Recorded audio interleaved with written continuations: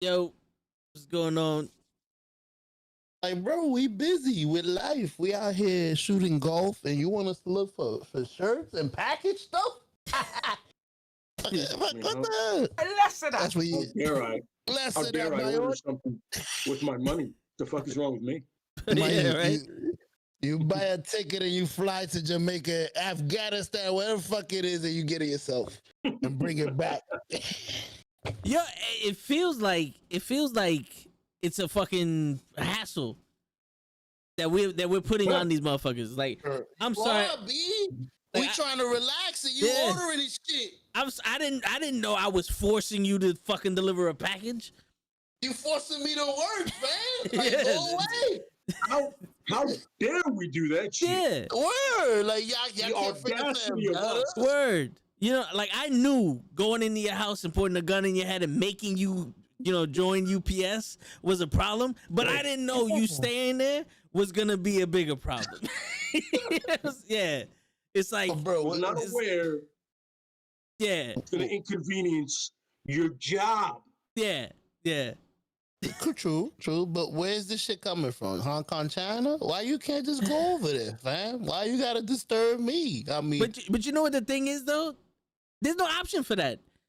I don't love an option. I wanted the option. I bought a bench from Walmart. I wanted the option to go to Jersey and pick the shit up from Walmart.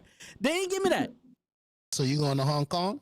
No, yo, it's in the store, but I can't get it because it's sold out. They still got it, three available in that fucking store, but it's sold out. but now I have to get it delivered after I waited a day for them to tell me that it's sold out. Listen, bro. Go to the store, Go. find the manager, and you tell him. Bro, fuck you. You know what's funny? You know what's funny? That's something I learned from a cousin of mine. Is like, yo, when you say manager, a lot of people just want to avoid that shit. Like I did that shit with Amazon, right? Yeah. It was something I was supposed put like this, right? I ordered a book and soap. If for some reason somebody thought it was smart to put those things together, I don't know why. You know what I'm saying? I apologize for ordering a book. Apparently, reading is fucked up in the world, right? Yeah, you can't be reading out here. Some idiot put it together, bro.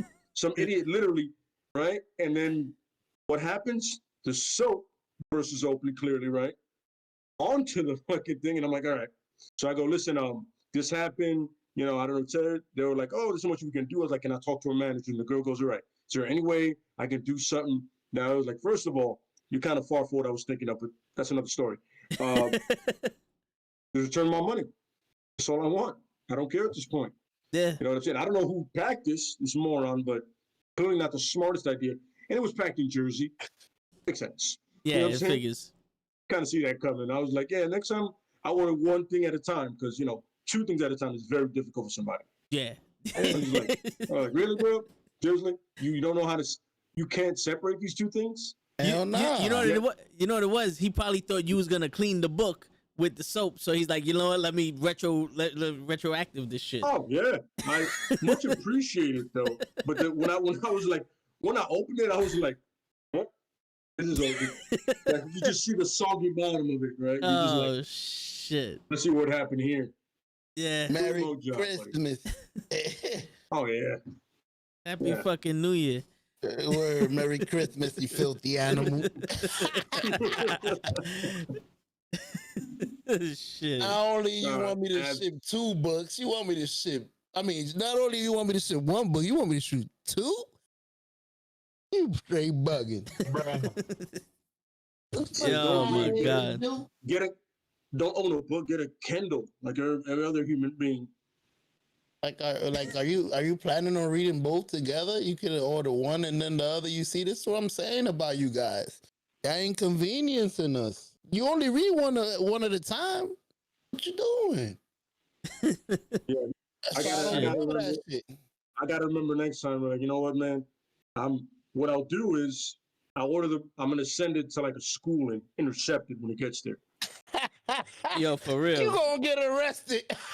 Hello, sir. Who are I'm you? gonna be on something like, excuse me. Like, if you look at the name on that, it's with this ID, but you assholes never send it to my house, so I gotta find out, finagle it. I figure if it's a school, you guys might want to send it here. Yeah, right. You might think You know this what is I'm saying? important and shit. Security. You know what's crazy? You know what's crazy?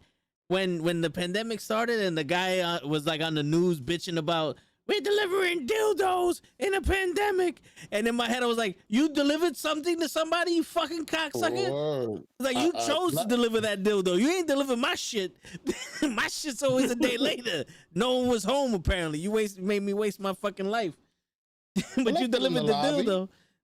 I would prefer that. Leave this shit outside. Let me know. No, man. In the very beginning, there was a lot of stealing and shit. So I was like, just hand it to me in my hand. No, yeah, for I real. remember Yeah. I went downstairs and I could have sworn somebody stole. Like I ordered a loofah, right? Because you need shit like that. Yeah, All of a sudden, yeah. I'm like, damn, you took it. All of a sudden, I'm like, why would you steal a loofah? Because everything to steal, bro. I know the dude. If the dude would have stolen, he would open it up and like, damn, son, I picked the wrong package. Yeah, you did, stupid. It's light. It's worth like damn near nothing. But hey, now you got a loofah. At least you're a filthy motherfucker. You can shower now, you piece of shit. That was the UPS man. When he saw what the fuck it was, my man, you made me wake up out of bed for a fucking loofah? Nah. I'm keeping this shit. But if I order a Nordic track, you're still upset. Hell yeah. More work? Oh my God. This guy's out of control. Security. Like I remember when I ordered my TV, the one I have here, I was like, I made it a point to me to do downstairs before he fucked it up. I was like, no, I got it. I'll take it off the fuck. Give it to me. I got it. No. If anybody's gonna fuck this TV, it's gonna be me. I'm gonna fuck it up, it's gonna be me. Yeah. Anybody's gonna do it's gonna be me. And we still fucked it up. He's not in. We ain't even get out the truck. He was waiting in the lobby the whole day. Nah, man. As soon as I was tracking, as soon as I was like going downstairs, like, no, I got it. Thanks, man. Cool. Yeah, you lucky. I didn't have that when I was younger. When I didn't work for UPS, we didn't have that track me. Where's the truck? You know how many times I waited in the lobby in the projects to see it's not in? Yeah. What? That track and shit works wonders, son. You're like, yeah, like, yo, it's delivered. No, it's not. I'm out here. I don't see it. You lying. It ain't delivered. I'm holding the lobby door for everybody, fam. You lying.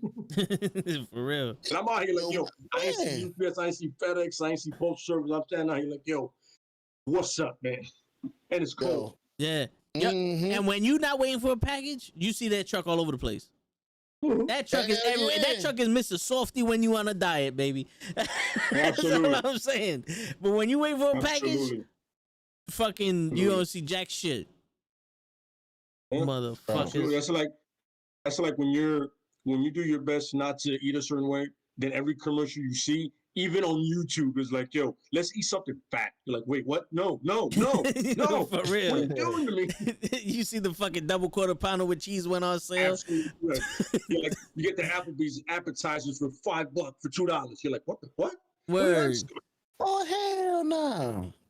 He was like, yo. And we deliver. And then, like, at the end, we deliver. You're like, oh, you guys are fucking with me now, man. Mm-hmm. Yeah. Mm-hmm. What game are you guys playing? You get that limited time only. Everything on the menu's $1. Like what? Exactly. What? Beers are drinks that will probably destroy your fucking insides in one shot, and it's all that shit. It's $1. Oh yeah. Oh, you need pretty much. Word. Meanwhile, the water is fucking $25 and shit. Absolutely correct. Yes, and a salad is $95. Oh yeah. Oh yeah. Mm-hmm. A little darker than you guys. I got action. There you go. Now look at the teeth. You see that? All we saw before was teeth. No, I'm ready.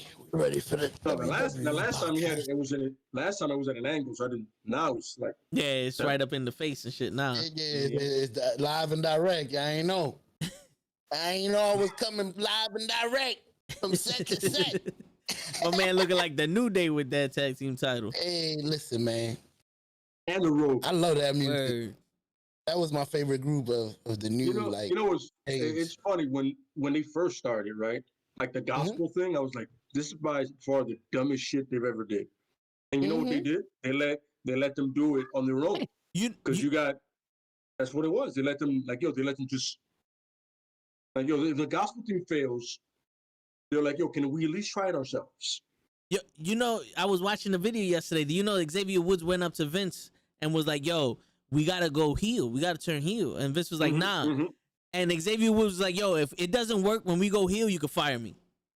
Yeah, and they were like, yo, literally fire me if it doesn't work. But that's how much faith he had in all three, because, the Big E had that whole 5-count thing in NXT, right? Yeah. And I used to love that, because only like King Kong Bundy did that before him. You know what I'm saying? Yeah. Like the whole thing was he would pin somebody and he would make the ref count to 5, because you're like, yo, that's how over it was. This match is that over. You got to count to 5. Yeah. It's already 3's official, but count 2 more times and make sure you realize this dude is down.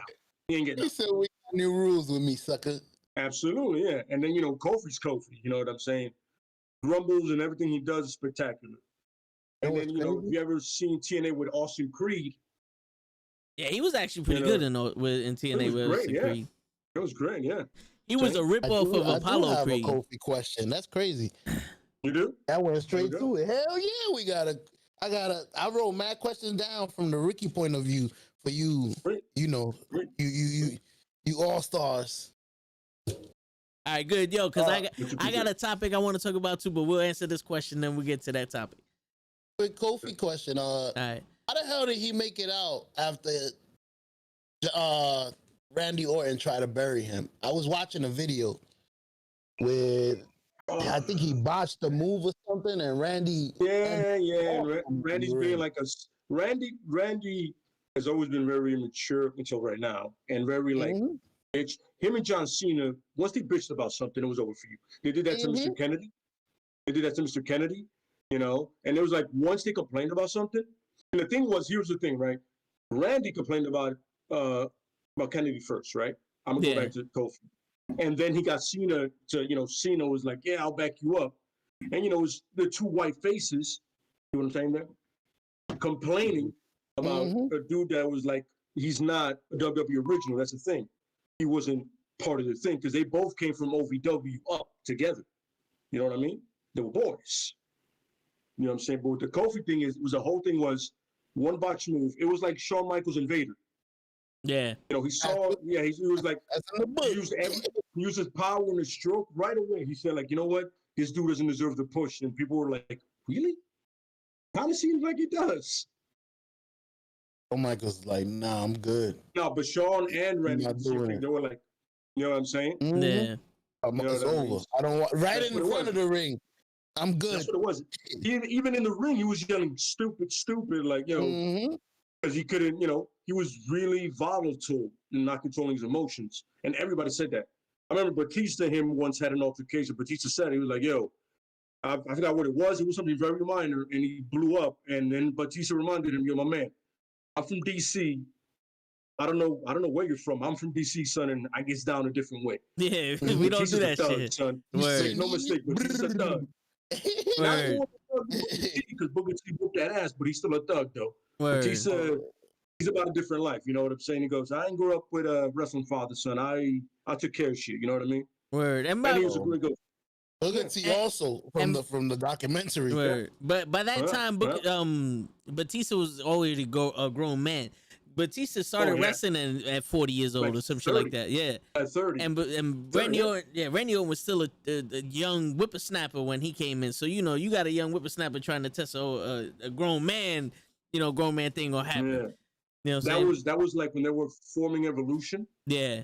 At that moment, and he was like, it was those moments where Triple H and Ric Flair were like, yo, son, you messing with that's a grown man, son. You're on your own. You gotta deal with that. Yeah. And he was on something like, my man, make no mistake about this, son. We ain't the same. There's nothing about this that is the same, son. You think this is popcorn muscle, son? I will hurt you. You know word. Yeah, legit. But the Kofi thing was like the Vader thing, which is a burial. Yeah. He was like, yo, went to Vince, you know what I'm saying? Talk this shit. And at the end of the day, if you think about it, it kind of really worked out better for Kofi, because he's been consistently with the New Day. Then he got that push that he got, and it was like, at the end of the day, he was never in hot waters with them like Randy had been. Yeah. You know, on and off. You know what I mean? He was always like, you know what I'm saying? Spike, down. And, you know, and even right now, he's about to have like a championship push, you know, just for a little bit, but still, you know, It's filler something. thing, but still.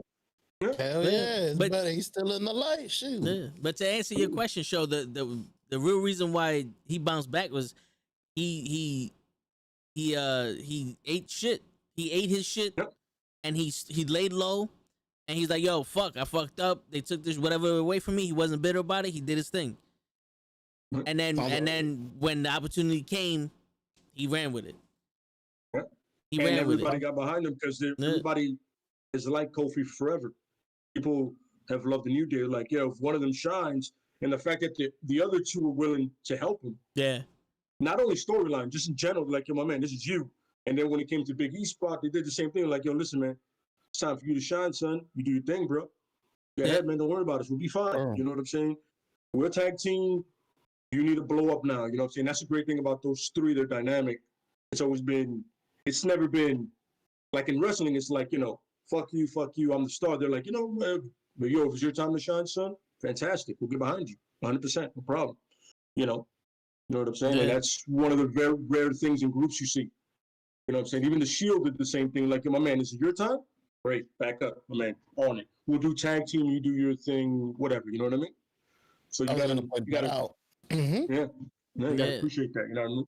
and that's rare too. That's rare to see that for some people because Absolutely. wrestling is a group thing, but it's very selfish too because you could fall back into the shadows real quick, like Zack Ryder. It's like MMA. It's like, you know, it takes an army to build a warrior, right? And the same thing, it takes a lot of people to build up a wrestler. You know, he goes through a shitload of feuds. He's in a stable. All of a sudden, he's the top guy. You know what I mean? But as long as you don't shit on the people under you as you're doing that, you'll be fine. You know what I mean? Yeah. Good, pretty good. You know what's crazy? This little notebook is working out for me because I was just thinking of saying while y'all talking. I'm like, let me write it down All right. so I won't forget. Two things. Kofi reminds me of Triple H then, because Triple H went through the same situation where he did the little hug situation and they made him eat shit. The curtain call? Yeah. Yeah. But here's the difference. This difference. Triple H walked into that completely knowing what was going to come at the other end of that shit. Kofi just fucked up a move. This was Triple H completely understanding what he was getting into. And he said it many times. He goes, I knew what I was doing. I knew what I was doing. Call, you think he was getting into deep shit like that? Oh, he knew what he was doing. Because he knew what that Shawn meant. Michaels wasn't going to get... Back then. Yeah. Now it's okay. Yeah. But back then it was... Of course. You the dead man. I want you to not breathe. And you gotta think about it because Scott Hall and Kevin Nash were leaving. They were out. What are you going to do to them? And Shawn Michaels was the champ. You can't touch Shawn Michaels. Mm-hmm. So the one getting that shit is Triple H. The one getting that shit was Triple H. Yeah. Yeah, but it's one of those things where, like, yo, out of everybody, somebody had to get it. And the only person that was literally open for it was Triple H. Mm-hmm. That's it. Yeah. That's it. It's like, yo, like I said, he knew what he was doing. You know what I'm saying? So he had to eat a lot of shit. Yeah, you know, it's amazing how life works, bro. Because eating shit leads to you not being king of the ring and you putting Stone Cold, one of the best in the Attitude Era, that helped you beat the other company. So that one mistake, absolutely, and it led to what it was. But that's the thing, though. The pride begins to fall. You know what I'm saying? Like, if you could put your pride aside, if you know, for your dream, you could put your pride aside and eat that shit for now, then you're gonna come out the other side of the tunnel some way, somehow. You know what I'm saying? All of the light. It also depends who you're eating the shit for. True. Some dudes, like I said, some dudes don't reach back and be like, yo, you looked out for me. And like, yo, that's the whole thing with The Rock and Stone Cold too. It's like, yo, The Rock said many times that him and Austin are completely different people. And you can see that. But they understood who they were. And they're like, yo, listen, like when he pinned him at I think it was WrestleMania 19, was it? Or 17. That he said, thank you. Like, he was like, yo, thank you, bro. The Rock told Stone Cold, thank you. Because nobody knew but The Rock and Stone Cold that was going to be this last match. Only them two knew, from what I'm understanding. Yeah. You know what I'm saying? They was like, yo, thank you, son. Thank you for, for putting me over, son. Because he had lost the previous two. Like, yo, thank you for putting me over, bro. I appreciate it. And they always said, he goes, yo, we're not the same at all. But we understand that without one, there's not another. You know what I'm saying? That was always been Hogan's problem. He never understood that. Without one, there isn't the other. You know what I mean? He was greedy. He always wanted to get over. Exactly. He never can let somebody else be the guy. You know what I mean? Even Warrior. I heard a story about that guy. Warrior sucked in the ring. He was trash. But for the 15 seconds that he can go, kind of like Goldberg, so he was the man, son. Yeah. When you run in, you know what I'm saying, do his slam and splash. Oh, shit. You know what I'm saying? You're like, yo, all right. You know what I'm saying? After that shit, when you try to stretch out the match, you're like, wow, he's really terrible. What the fuck is going on here? And then Hogan had to try to do that. You know what I'm saying? But, like I said, you got to recognize, like I said, you got to be able to go back and be like, yo, you looked out for me. I'm going to look out for you. You know what I'm saying? Yeah. And wrestling is so much ego and pride that you rarely get that. You know what I'm saying? There's rarely a dude that's going to eat shit and be like, all right, but I ate shit for this dude who's going to look out for me. Oh, he's not? Oh, okay, cool. He can go fuck himself. Yeah. But also the difference back in the day was like WWE at that point wasn't as big as a conglomerate as it is now. It was the top, but there was other organizations you could go to. So let's say if Hogan did stifle your title run or whatever the case may be, you put on a good match, you could still go somewhere else and be a champion over there. And they'd be like, nah, this guy does good work because of your reputation on the line. Now with the WWE being so big and all that other shit and all the other companies not being basically non-existent, like you could be like, yo, fuck this, I don't want to work for you no more, and then go work for TNA. And they don't really have that reputation, you know? Yeah. Well, now you have with the fact that AEW is about to have another show, right? Yeah. Now you have that platform, and the fact that New Japan is still working on that deal to have TV show here. They're working on that deal. I don't know what's going to go through, probably like mid-July or something like that. Yeah. You know what I'm saying? Oh, August 12th, I think. No. That was, I'm sorry, that's TNA. That's when the third hour comes up. The New Japan, I'm not sure. Yeah, I think it's something in July. But the point is, right, like, almost in a sense of, let's say I have a great match on Raw, right? And these assholes decide 2 days later to release me because apparently that's what they do nowadays. Yeah. Right, that's what they just release niggas for the sake of releasing people. Yeah. And individuals, whatever. Samoa Joe. Yeah, for real. We got Samoa Joe fired. I just want to put that on record. We got him fired. Because we set up a storyline like a bunch of assholes. And, a great one. Funny because the storyline made perfect sense though. That's what killed me. I was like, yo, perfect. And that's how I knew it worked. And they said perfectly. They don't like perfect.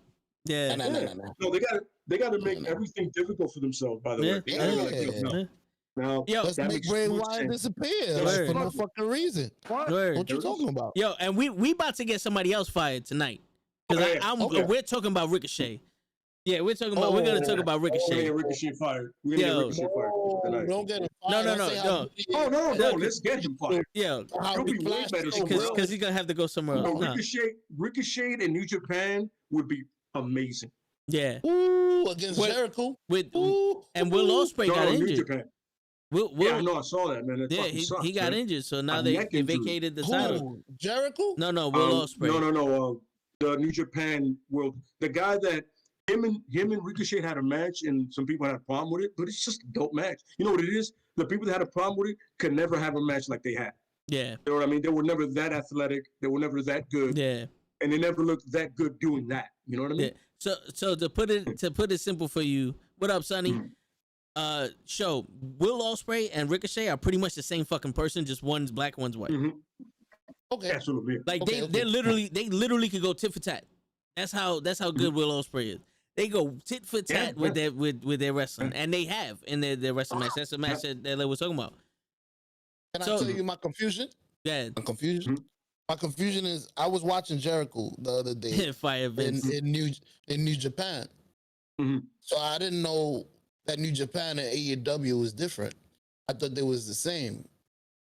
I got the AEW took place somewhere in Japan because they didn't have a deal on TV. That's what I was understanding. Nah.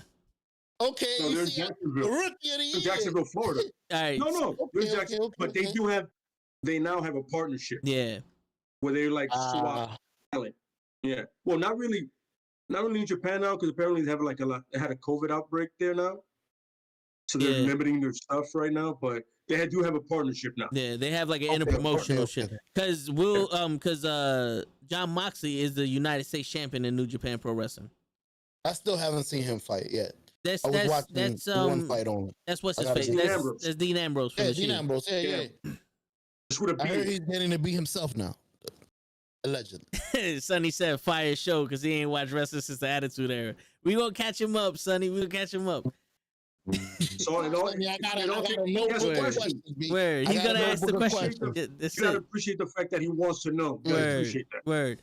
So I'll be as good as y'all someday. I'm catching up. So the problem with Ricochet is the WWE tweeted out a picture of him, AJ Styles, Io Shirai, and someone else. I forgot who the other person was. It's not important. Mysterio, of course. Mysterio. Saying who is the best high flyer in the WWE. So Ricochet retweeted that saying, "Is that really a question?" You know what I'm saying? Mysterio. Like, no, Ricochet is the best. Ricochet. Like Rey Mysterio. Really?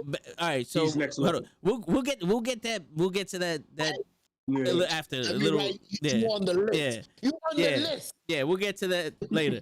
So someone commented on Ricochet's tweet talking about, but Io Shirai, yada yada yada yada yada. Now Io Shirai is the queen of the sky in New Japan Pro Wrestling, and she's in NXT now, and she can high fly. She was Wrestler of the Year two or three times in a row in New Japan Pro Wrestling. She's a phenomenal athlete. Not taking anything away from her. But Ricochet said, somebody's holding her back. Yeah, Ricochet said 100% Io Shirai is an absolute beautiful talent, but she can't do the shit I could do. She can't do the shit I could do, which is 100% fact. And I'm telling you right now, this is the reason why I say Ricochet probably gonna get fired. Because he is the best high flyer the WWE has. Just because they don't let him do it doesn't mean he's not the best high flyer the WWE has right now at this moment. He is the best high flyer. Fact. Two questions before I write it down and forget them. If he's the best high flyer, then why the fuck does WWE always tend to hold people back? If I'm the best high flyer, then let me fucking fly like Mankind off of a fucking cage. Let me do my thing. Why are you holding me back? That's the question for the ages, man. It's just because literally the guy can wrestle any style you need him to. He can. And two, if the girl is even close to him, fuck it, she's good. You know we love her. Do you know why? Show? I'm gonna give you the honest answer.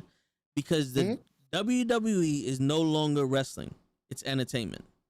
So if you're gonna, he always said it's entertainment. Yeah, go ahead. But if you're gonna think about the way the WWE puts on a match versus every other wrestling organization, so every other wrestling organization or New Japan Pro Wrestling in particular, they start their matches in like 3 segments. You have the beginning of the match where everybody's like feeling each other out and they're starting and all that other stuff. Then you have the middle of the match where they're building up the pace. Then they have the end of the match where the finishes. But the end of the match is where most of the shit happens.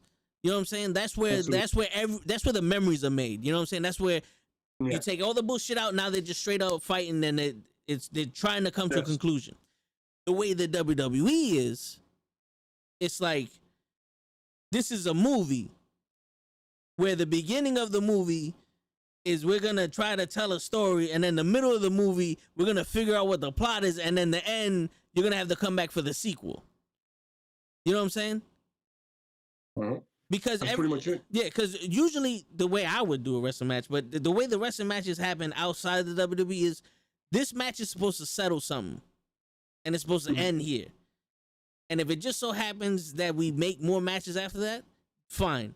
But the way WWE is, nah, this is a never-ending fucking. This is a TV show that every episode is a cliffhanger, and every match gets either fucking zombies or fucking a roll-up or some shit. You can never. Yo, Apollo Crews and fucking Big E are fighting for the 700th time in a week. I hate Apollo Crews. Go ahead, continue. No, but that's pretty much what it is. So the reason why they're holding Ricochet back is because it's like you have to save those high flying moves for one part of the match, you know, for the end of the match. So everybody, but meanwhile, my man is so good that he can literally do a high flying move every other move and it'd be something different. So let me do it for the last 18 minutes. When you see me go to the top rope 17 times, wee. What up, it's LaFlaca? over. Yeah, he's not. He's see the thing. He's a gymnast. He's like a gymnast where everybody else is a one trick pony. Ricochet's not a one trick pony. Mm-hmm. He's not Charlotte Flair that's gonna backflip off the top of the top of the turnbuckle to the outside every match. You know what I'm saying? He's a Mexican wrestler. Yeah, he's a might jump luchador. on your shoulders and then flip. All right, so no. so they're called luchadors in Mexico. I'm just letting you know. I'm just letting you know so that way you'll be more educated. So that's the luchador. Let me write that shit that's down. the lucha libre style, the Mexican style, lucha libre. Yeah, but that's what it is. And when you have the WWE where it's bigger guys, they want bigger guys. They don't really do shit like that. So everybody got to wrestle like a big guy, even though they're small. Mm-hmm. Yeah, Prince Puma. Makes absolutely no sense. Yeah. That's crazy. Even though the two things, they can build storyline through wrestling, because I've seen it done before. That's the best way to do it. They've done it back in the days where, you trying to steal Miss Elizabeth? It just comes naturally. We the mega powers, and then out of nowhere, you trying to steal my girl, dog? Nah, we fighting. Like, it comes naturally. Let it roll into it. And that didn't take like 2 months. It took like years for them to develop that. Yeah. They were good. They were great. They were awesome. They might have been the champions, tag team champions. And then it started to dissolve. And then it led into, now we got to fight each other one-on-one. We got you stole my girl. I'm the champ. And that might have led to another year. That's 2 years of story. Because you know what it is? Back in the day, they made it seem like every storyline was organic. Mm-hmm. It was almost like they were like, something happened and they saw it. It was like, yo, let's build on this. Where now it's just like, yo, let's just throw it out there. We need, Sheamus needs an opponent. Have Ricochet out there. But what's Ricochet gonna do? Steal his fucking hat. Fuck it. Like, or the same person he faced last time. Sometimes they double up. I hate that shit. Who's fighting again? Roman Reigns and fucking McIntyre? Oh my, again? The WWE acts like they don't have enough wrestlers, but then they fire 50 people every fucking week. Mm-hmm. Like, how do you not have enough wrestlers to fill out a 3-hour show? Our roster is limited. I'm sorry, your roster, no, it's not. It's actually the opposite. Yeah. Exactly. It's really the opposite. There's so many people back there waiting to do something. They're also like, well. You know most diverse. You know it's bad when they let out a list of people that they fired, and you go, finally, at least now he can get to go do something in another company. Or the opposite, really? Oh you let it go of our star quarterback? Yeah, like when they did that with Samoa Joe, it was like, really? That's why I take responsibility for that. If back then, be like, well, there it is. Yeah, if this podcast made money, if this podcast made mad money, I would give a job to Samoa Joe because I feel responsible for getting him fired. Him and Ricochet. You know why I don't? Because I recognize talent. We made a storyline for the guy. Yeah, we made a storyline for the guy that made perfect sense. And it would have lasted like 2 years.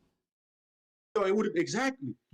This is a storyline not only you can build on, you can add people to it and get people out and make more stars. Yeah. But no, that makes too much sense. We're going to make it difficult for ourselves. Because, you know why? Because it's stupid. Trying to confuse us, ass. You know what I'm saying? Yeah. Yeah, but the whole point is, Ricochet said that, right, about the girl. And now they're trying to cancel him.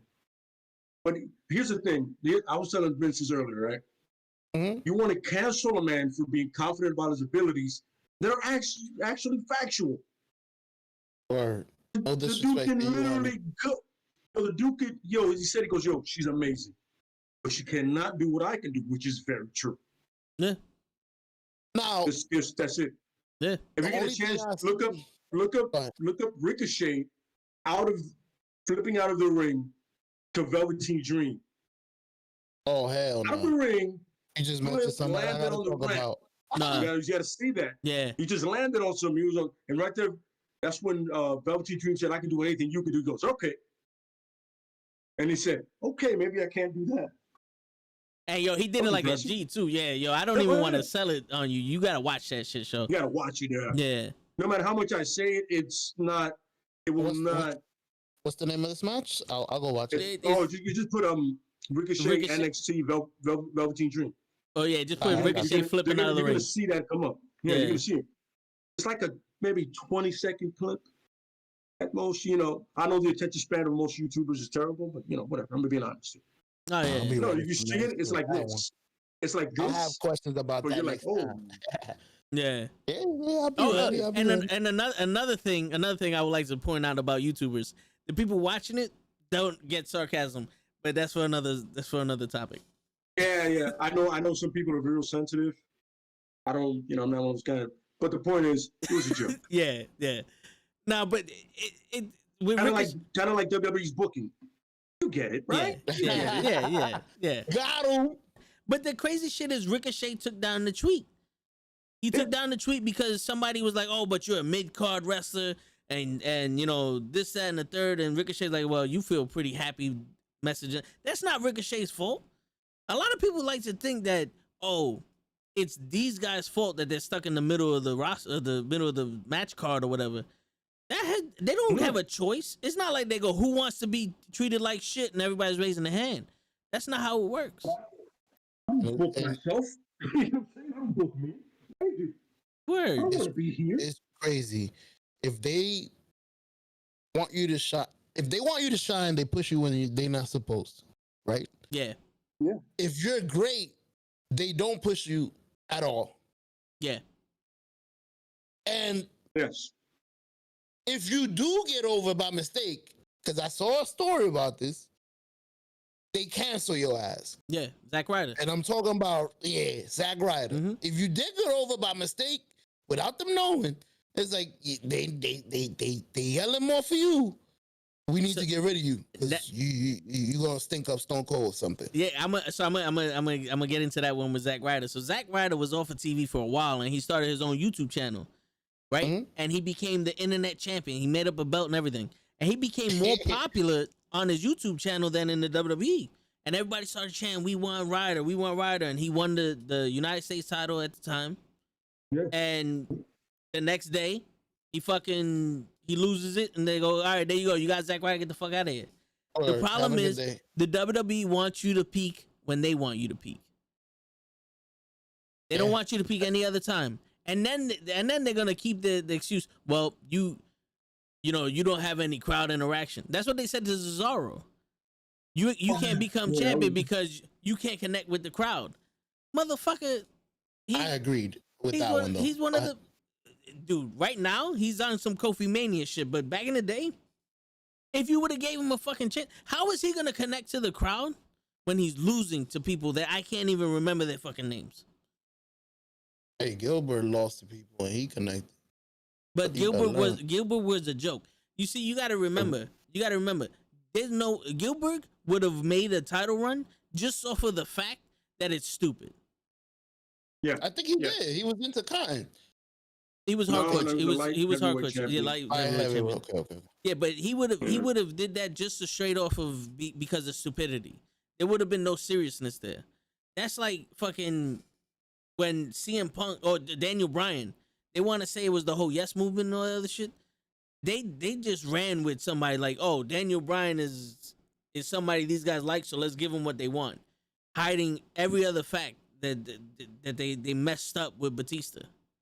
That's the only reason why Daniel Bryan got the title shot at WrestleMania 30, because Batista didn't get the reaction that they wanted him to get, and he even said it. He goes, "Yo, you're gonna have to bring me back as a heel because they're gonna hate me."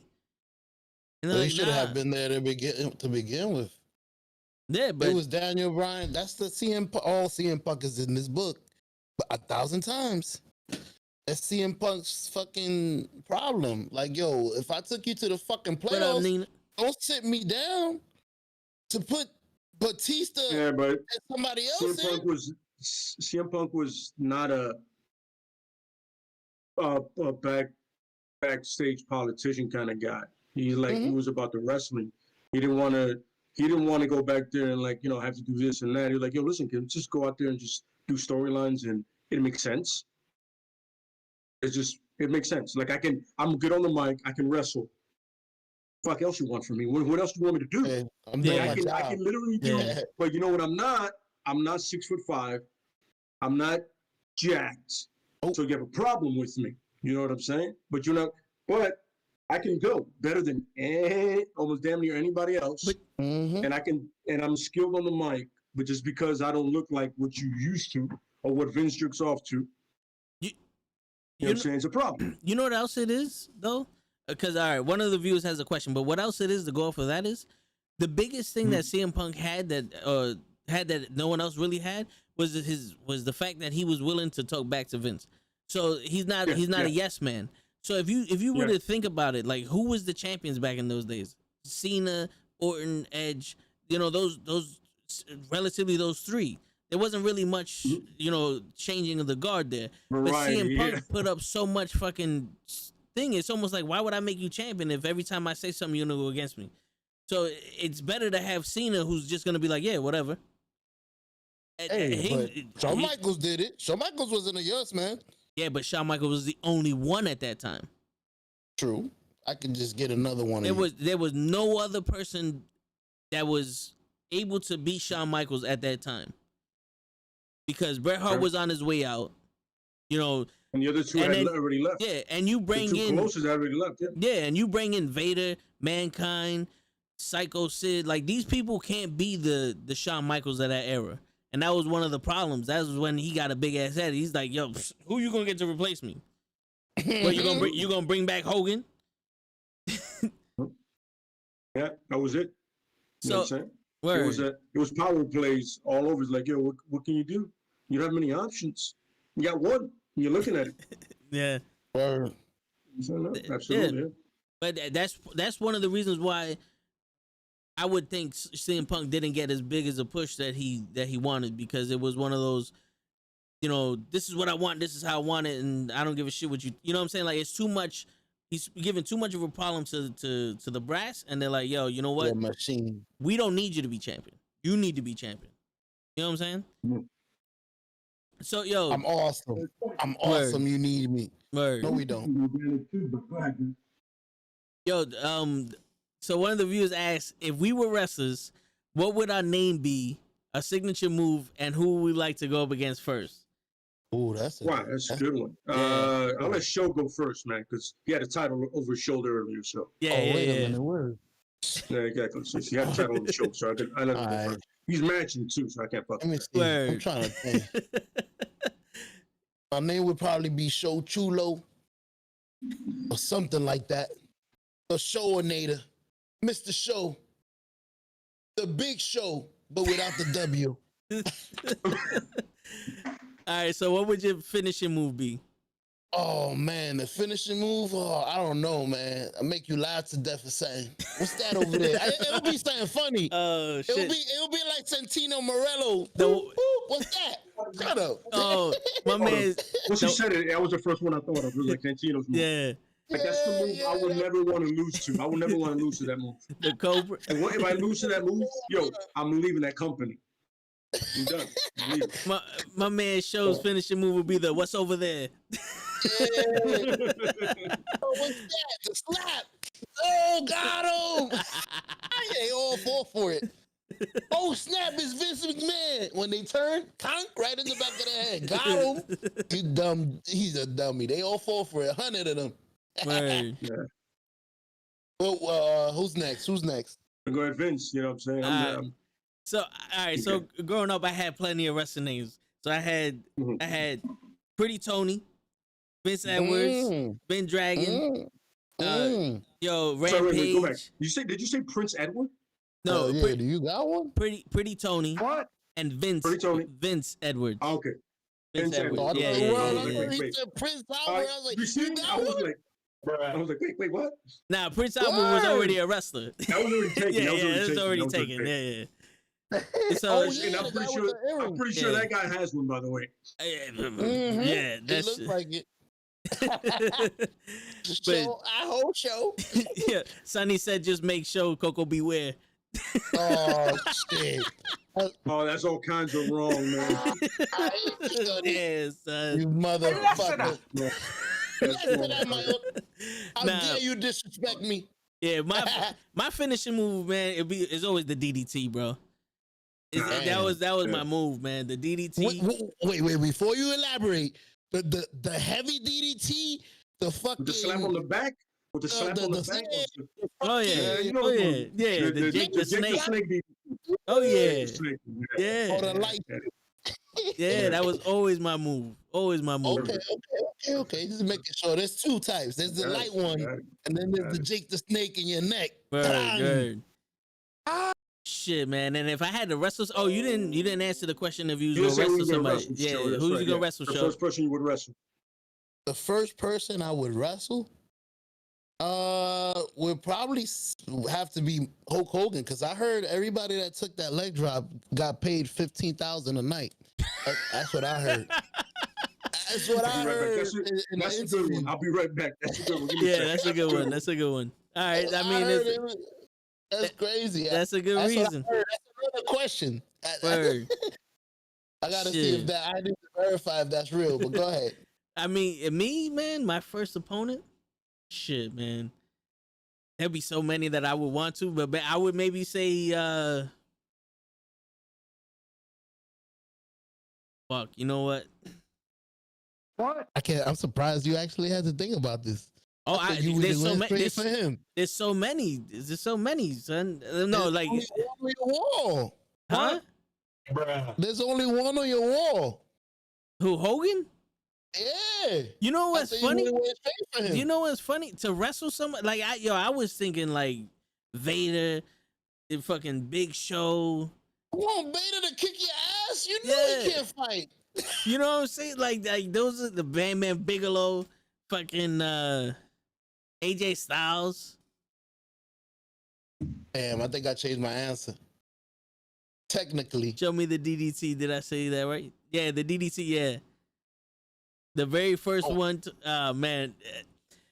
Come back as you were, Vince. What were you saying? The very first person I would want to fight, I want to wrestle. Shit, man. There's so many fucking guys that I would like to wrestle. And I said I thought he would have went straight for his favorite, Mr. Hogan, but he said he wants to be a little more technical. He said he want to fight Vader. He want Vader. I was to like Vader, Bam Bam Bigelow, Big Show, fucking AJ Styles. You know what I'm saying? Somebody like big guys, punch him in his head. Yo, because the thing was, this is the thing, Show. I never wanted to be anybody, but to be able to body slam Andre the Giant or Vader or Bam Bam Bigelow, that was something that was always in my head, bro. I always had that dream that at WrestleMania I picked up the biggest motherfucker there and just slammed them. You know what I'm saying? That was going through my head. So when they talk about wrestling,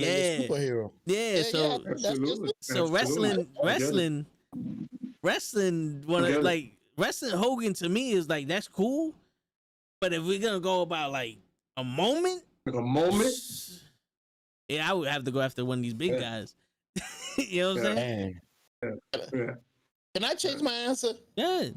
And for the simple fact that due to my investigation, there's a few guys that used to take care of you and be nice to you. Mm-hmm. So I would have probably fought. I heard fighting Bret Hart was fighting two pillows. His punches was beautiful. His cells was amazing. Like everything was perfect about that man. He was trained to be a wrestler. Yep. His pops since he was a baby. It's funny. There was a guy, right, that they wanted to make like the next Hogan, and they had him do a match with Bret. Apparently, Bret made him look so good that he literally hid all of his weaknesses. And then when he had a match with somebody else, they were like, "Oh, this nigga's he's trash." Yeah. So he was Hogan. So it was all Bret. It was all Bret making him look amazing. You know what I'm saying? I forgot the guy's name. It doesn't matter, but it was like that's how good he was. He looked like some blonde guy. Yeah. I mean, come on. What else is he gonna be? They made that tape disappear, bro. That's another question. What happened? Why didn't it's not on the network? You know what it was? Because they had put so much stock in him that they were like, all right. All of a sudden, when he had that match with some jobber, they were like, oh, okay, we gotta get rid of this. He's not the guy. Yeah. At all. Because It was funny because he kind of looked like Warrior. You kind of look like Warrior a little bit. yeah, Texas Tornado type shit. Yeah, absolutely. Yeah, like Von Erich. Yeah, absolutely. Yeah. That's the guy I wanted to mention. Good one. Von Erich. All right, Lay, so it's your turn. Mine would have been very simple. I would have probably cryptic. You know what I mean? Don't talk for about a year and a half. All I want to do is violence. I don't want title shots. Like when I get them, I just beat the shit out of the dude and I leave. Literally, they count me out. They'll be like, yo, he hasn't won a match. But the point is, when I decide to get gold, when I decide I want gold, I get as much as I can. And the finishing move will probably be like something like Mikanoi driver, Chickenoi driver, you know, kind of like a driver move. Ooh, the or something like that. driver? You know, the driver, yeah, absolutely. Shit. You know what I mean? And the first person would have been probably Angle or Eddie. Ooh. Yeah, We're about the same size. You know, we're about the same size. We're both like in that 5'9", 5'10" range. Yeah. You know? And the things between their experience, athleticism, and then mine and what I'm able to, I figured it'd been fun match. And the fact is that Eddie and Angle are going to talk all day. They're going to talk all day. They have enough talent to carry that part of it. Where I'm just reacting. You know what I mean? And the fact that I'm reacting to them, I'm not saying anything, it's just pissing them off. And it's egging them on. So it's like, you just build that tension like that. Like, you'll talk to me and you're just like, you're just looking at them, as relaxed as possible. So you're just building that tension. Like we said before, building the tension. And then eventually when it gets to that point, and do the best out of 5 series, you know what I mean? Like, it goes, I know I can beat you, either one of them. But I'm just not doing it. I don't know why. And there you go. Go from there. Yeah. That sounds legit right there. I can see that. That'd be a dope fucking character. And then they want you to be like a Punisher type shit where it's like, yo, we're gonna punish this dude by making him wrestle you, and you're like, nah, I'm good. Oh, yeah. Listen, if I'm like, oh, we're gonna put you in another match, he goes, good. I just, like, in my mind, like, all I want to do is hurt people. You're not getting it. Put me in another match. I'll do it again. And then I'll chairs and all that. I'll do everything that you think I'm not gonna do. You know what I'm saying? And then even have one of those moments where you run into Brock in the back and just look at him and say, I don't care who you are, bro. I don't care who you are, bro. It doesn't matter to me, bro. Bring it. Let's do it. But I'm not saying a word, so it's aggravating everybody. Everybody's like, yo, he doesn't talk to us. I'm like, I'm talking to you. You know, from what I hear, Brock wouldn't allow that. He doesn't allow people to bring his character down. Yeah, but the point is Brock has to be able to know that you're gonna do a good match for him. You know what I mean? Yeah, he respects you. He'll destroy you. He sees your work, and he's like, you can have that backstage moment with him also. Yeah. And after that, you're building another match, but down the line. Yeah. When I decide I want to win belts, there we go. Because I'm gonna have to face Brock at one point or another. It's just gonna happen. If it's business, Brock will do it. Oh yeah, Brock is about making money. Yeah, absolutely. And I can respect that about Brock, 100%. I get it. Mm-hmm. Yeah, we're about making. It's like a kind of a Conor McGregor kind of thing, or Mayweather. You know what I mean? Yeah. Like I'll work with anybody as long as we're making money. Cause look, he's gonna fight Jake Paul. Who the fuck is he? In a boxing in the world of boxing, he is shit. Yeah. But he's popular right now. You know what I'm saying? He's viral. So there it is. You know what I'm saying? But Brock is that. He's like, yo, you are. And the funny thing is, here's another thing: Brock has better matches with smaller guys, like literal matches. If he allows the best matches. No, but some of the best matches he's had has been Daniel Bryan, AJ Styles, Finn Balor. It's been guys about 5'9" or shorter. You know what I mean? AJ Styles. Who was it? I'm trying to think of, as y'all saying this, who was it he disrespected that I'm alluring to? There was a guy that was a champion. I think it was Kofi. And he got in there and suplexed him 17,000 times. There was no. No, that was John Cena. That was John Cena. Yeah. Okay. That was John Cena. That was one of the best matches I've ever seen in my life. I love that match. Because John Cena didn't do anything. That was his best performance. Yo, y'all hate John Cena, bro. Yeah. You know what's funny about it? Look, I've known people that met him and said he's a really nice guy, and I get it. But he's also done some shitty shit. He's buried people. Like, he buried a whole stable, son, but we'll get to that later. Yeah. Oh, shit. Yeah. Yeah, but that would probably be it. That'd be my whole thing is a year of me doing whatever the fuck I want when I want and aggravating everybody. And when I want a title shot, I'll push for it hard and I'll start aggravating people the same way by not talking. Because, you know, wrestling is talking. It's emotion. It's a soap opera. If the dude isn't responding to you, he's going to get you upset because apparently wrestlers are sensitive. Yeah. Because words make feuds. I don't know how that works. I mean, if you punch me in the face, I'll hurt you. But if you call me a bitch, I'll be like, oh, well, you know, that's your opinion. You know what I mean? Yeah. A feud can make the other. But you guys, I like Show's name. Like I said, Big Show without the W. I was like, I like that. That's creative. And Vince, first Prince Andrew, I was thinking, but that was a good one. I was hoping it was Prince Andrew. Because you'd be like, wait, what? Everybody hates that guy. That would be a great heel name. That'd be a great heel name because everybody hates that guy, by the way. You know what I'm saying? Baby was real dick. You know what I'm saying? But I like the opponents you guys picked. I went with like a fucking classic wrestling match. You guys get a body slam and paycheck. I'm an idiot that got to put in work. No. You know what the crazy shit is though? I said Vader, knowing Vader was a stiff motherfucker. So I'm gonna get hurt in that match. Yes. But Vader's one of those. I don't know about y'all, but in my opinion, Vader was one of those icons back in the day. You know what I'm saying? Yeah, absolutely. Yeah, the so Mastodon, I love it. Yeah. I was gonna say Taz, but it was like I don't think Taz would have sold for me. My size, if I'd have punched Taz, he'd have looked at me and I'm like, damn, son, I gotta really hit you. I gotta really fucking hit you. You know, he'd have broke my neck doing all these fucking suplexes. For like Bam Bam and Mike Awesome. Yeah, you know, like. Yeah. But still, you guys have some really good iconic picks. I'm really a fan of those picks. I'm not gonna lie. I like your character though. I like your character because that's different. That's a different character. Yeah, you don't want to be invincible, right? Like you get your ass handed to you, but the point is, you're like, yo, just keep doing it, bro. I'm here for that. This is what I want to do. You know what I'm saying? Put me in 3 matches in one night. I'd be like, all right, cool. I want to be out there hurting or getting hurt. You know what I'm saying? Kind of like Dean Ambrose, but not invincible. Oh, fucking. That's a different story. Yeah. Ambrose was not like that. Ambrose was getting fucked up. By the way. Yeah. I hear you. Now John Moxley, I don't know. He needs to go to rehab or some shit. I don't know what he's on. But he gotta stop taking what he's taking. Pretty soon he's gonna be out for a while because he's been on TV. You know, you're on TV for way too long. Yeah. They got to take you off further so people can miss you. You know what I mean? Mm-hmm. And he's about to have a kid pretty soon, so it's gonna be a father thing. Like Seth Rollins, same deal. Oh, fake injury, real quick. Becky Lynch might be coming back. Oh yeah, pretty soon. It seems like it might be. I'm thinking SummerSlam. If they have a crowd, I would. If they have a crowd for SummerSlam, their plan is to have a crowd because apparently AEW is going to tour pretty soon.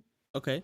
Like come July, they're going to be touring, and you know how WWE doesn't like to lose, not to be the first to do some shit like that. Yeah. Yeah. Who are you guys excited from AEW? What do you mean? Excited? Like who? The guys there? The guys there. Who do you see maybe taking over?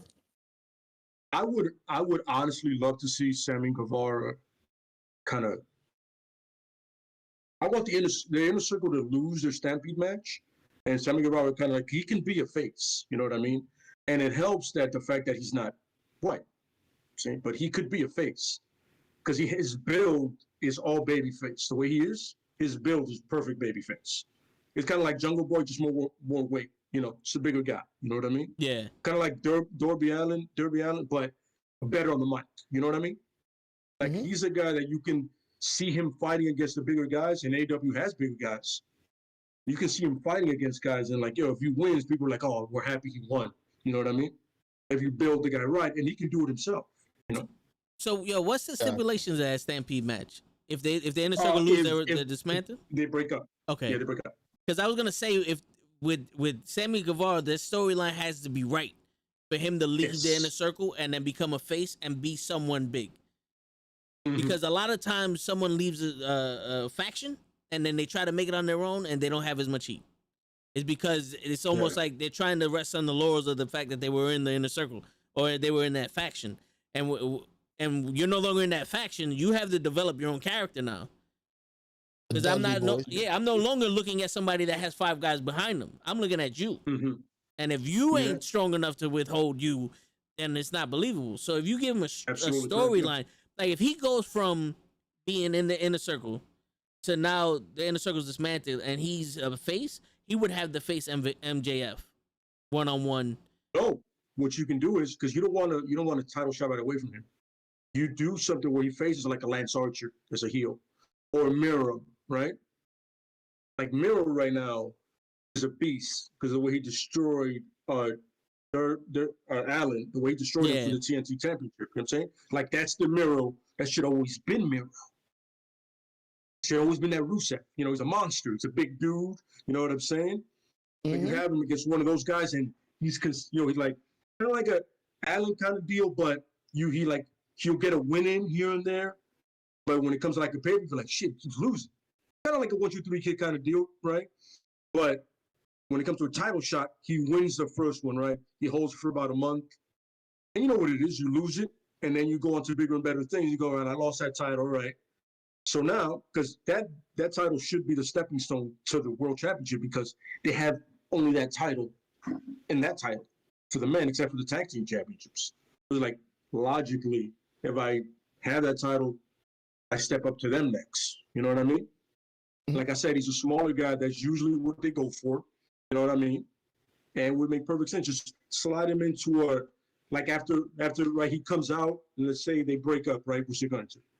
They break up. He comes out. He's about to start talking, and right there, Lance Archer destroys him. You know what I mean? Yeah. And whatever reason they give doesn't matter. But the point is, you got their program going on now, right? So that's how you build that face with this massive heel and this small face, and you just slowly but surely. You know what I mean? You can do it that way, or a Miro for the title. Doesn't matter. You know what I mean? But now, this is just me fantasy booking, but if he was gonna go face someone for the title, I would have him wrestle Pac for the championship because I believe Sammy Guevara versus Pac will be a phenomenal match. Because Pac isn't nostalgia wrestler. He doesn't wrestle based off of his accolades like Kenny Omega does. So Kenny Omega is like, yo, I was the best wrestler in New Japan Pro Wrestling. Now I'm AEW, and he's feeling, you know, he made this facade as a bad guy that he's the best wrestler in the world. Pac is more towards what Lay wanted to be in his storyline, but instead of just beating people up and leaving, Pac is, I am the best wrestler. I'm just gonna prove it. I live to wrestle, and he's gonna be. So Sammy Guevara versus Pac, I think, will be an amazing match, and to win the title against Pac, or to even just put up your best effort in a losing effort against Pac for the world title, I think that can make or break Sammy Guevara. I think that right there, fantasy booking. I completely, because the thing is, Sammy hasn't been able to show his full range working with the inner circle. You know, his matches have been pretty limited. You know what I mean? Between partners and opponents. But if you get somebody with on equal footing, equal athleticism, boom, you got it. You're gonna have that match that it'll be 4 or 5 stars, and people will be like, "Yo, this is the guy. This is the guy," and it only builds up Pac even more. Or you can even do it with Pentagon. Pentagon can do it all. I feel like Pentagon should have been a champion already. He should have been one of the first 3 champions easily because he's that fucking good and he already has that following. You know what I mean? Yeah. But you can do it with any one of them. Him and Ray Phoenix, name them. It'll be an amazing match. But I think you're right, though. The Pac angle would be a dope one, and now we're going to get Pac fired. Oh, no, I'm sorry. Wrong company. Yeah. Yeah. Wrong company. What you were saying? Wait. I worried for a second. I literally got worried. Talking about firing. Yeah. I'm gonna name some names. Before you say that, show my bad. Darby Allin. My answer to your question is Darby Allin. I think he's the Darby future. Allin? Yeah, I think he's be the future of AEW. Oh, that's it. Yeah. Darby Allin. Yeah. Wait, now let me write it on the book because I gotta look that up. There's 2 matches. You know what's a good choice too? Wardlow. They like Wardlow. Wardlow is MJF's heavy. I can see him like the Diesel thing going on, like that the classic Diesel thing going on. Yeah. If somebody skills behind him or get him a good manager, he might have something there. He needs to find himself. Because right Yes, now he does. he's the prototypical big guy. Yeah. He needs to find himself. But I think if you put something behind him, you know what I'm saying? Kind of like Hobbs too. Hobbs, you put something behind those big fellas. You know what I mean? Yeah. I mean, Brian Cage, I feel like should have been at that level. I don't know what the fuck they're doing with him. Trying to figure that out. Brian Cage is a tricky wrestler though, because he's huge, like physically huge, and he can do things that little guys can do. Like he's athletic, but he's another one. It's like it's almost like, okay, you can do all this athletically and you look amazing, but there's something you're missing there. There's something character wise that you're missing. His mic skills are ass. That and his attitudes, like I can see Taz wanting him to be the next Taz, but he can't be the next Taz. No, he can't. Like Taz, Hobbs possibly can, but not him. Yeah, but he can't, because Taz was a one of a kind wrestler.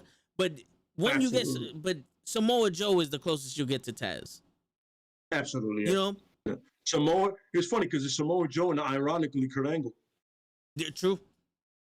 Ironically, right? Yeah. The first guy that Taz beat at WrestleMania, his first match, was Kurt Angle. And that's the guy that he's eerily closest to without the credentials. You know what I mean? No, yeah. It's like if you think about it, the way Angle was in TNA is the way Taz was in ECW. Very true. Yeah. It's like Kurt Angle was Taz's wrestling ability and talent, and Samoa Joe's Taz's attitude. Attitude, yes, perfect. There it is. You got it. Yeah. There it is. And if you fuse those together, there you go. Yeah. And I think that's something about Joe the most. I can. Maybe. I'm sorry. Go ahead. Nah, yeah. All right, that's a whole other rant. Word. Show, what was your question? Sorry. Listen, bro. You guys are fucking me up. Y'all talking about 100 things. I got 100 more questions. I heard Taz was trash and nobody liked fighting him because of the stupid suplexes, and you always try to, you're gonna hurt me with that shit. Cool it. I'm not flipping for you. You're gonna hurt my neck. A lot of wrestlers used to hate that shit. That's what I heard through the grapevines. I spoke to them. He said, "Yo, them suplexes is a no. That's taking 18 suplexes in my neck." Well, if you're Sabu, yeah. Taz was snug. Taz was a stiff, snug wrestler. You know what I mean? But he expected that from everybody. First of all, it's ECW. It's hardcore wrestling. Mm-hmm. Let's realize where we're at. But also, we're not there to kill each other. But the point is, that's Taz's style. Mm-hmm. I mean, if you come up with a belt that says "fuck the world," that's your belt. You literally made a belt that says "fuck the world." You have it taped up on you. You expect a guy like that to wrestle softly? Even Stone Cold was stiff. Yeah. Not as stiff as Taz, but he was stiff. You know what I'm saying? The Briscoes will tell you them chair shots, they were fucking stiff as fuck. Hell yeah. You know what I'm saying? So some guys, you can tell they're going to be stiff. You look at them like, yo, the Dudleys, stiff as fuck. Safe, but stiff. And Taz, his catchphrase was, "Beat me if you can, survive if I let you." I mean, where do you expect a match to go with that way? You know? How do you expect a match to go that way?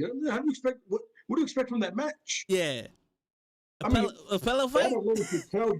That alone should tell you, man, this shit might go left. You in for a rough day. Absolutely. You know what I'm saying? But you would love to be in a program with him because he was the guy at one point. Yeah. He was their Stone Cold. He was their, who the hell was WCW? He was their Goldberg. There we go. Yep. Yeah. He was their guy. All those guys you mentioned can't wrestle. Goldberg, Hulk Hogan, all the top big guys can't wrestle. I said Stone Cold. Okay. No, I'm just I added one because Hulk Hogan was Stunning Steve. Stone Cold was a technician. That don't count. Oh, but Stunning Steve was amazing. Yeah, that's what I'm saying. He was a technician. He had to tone it down because of his neck. That don't count. I ain't hear him.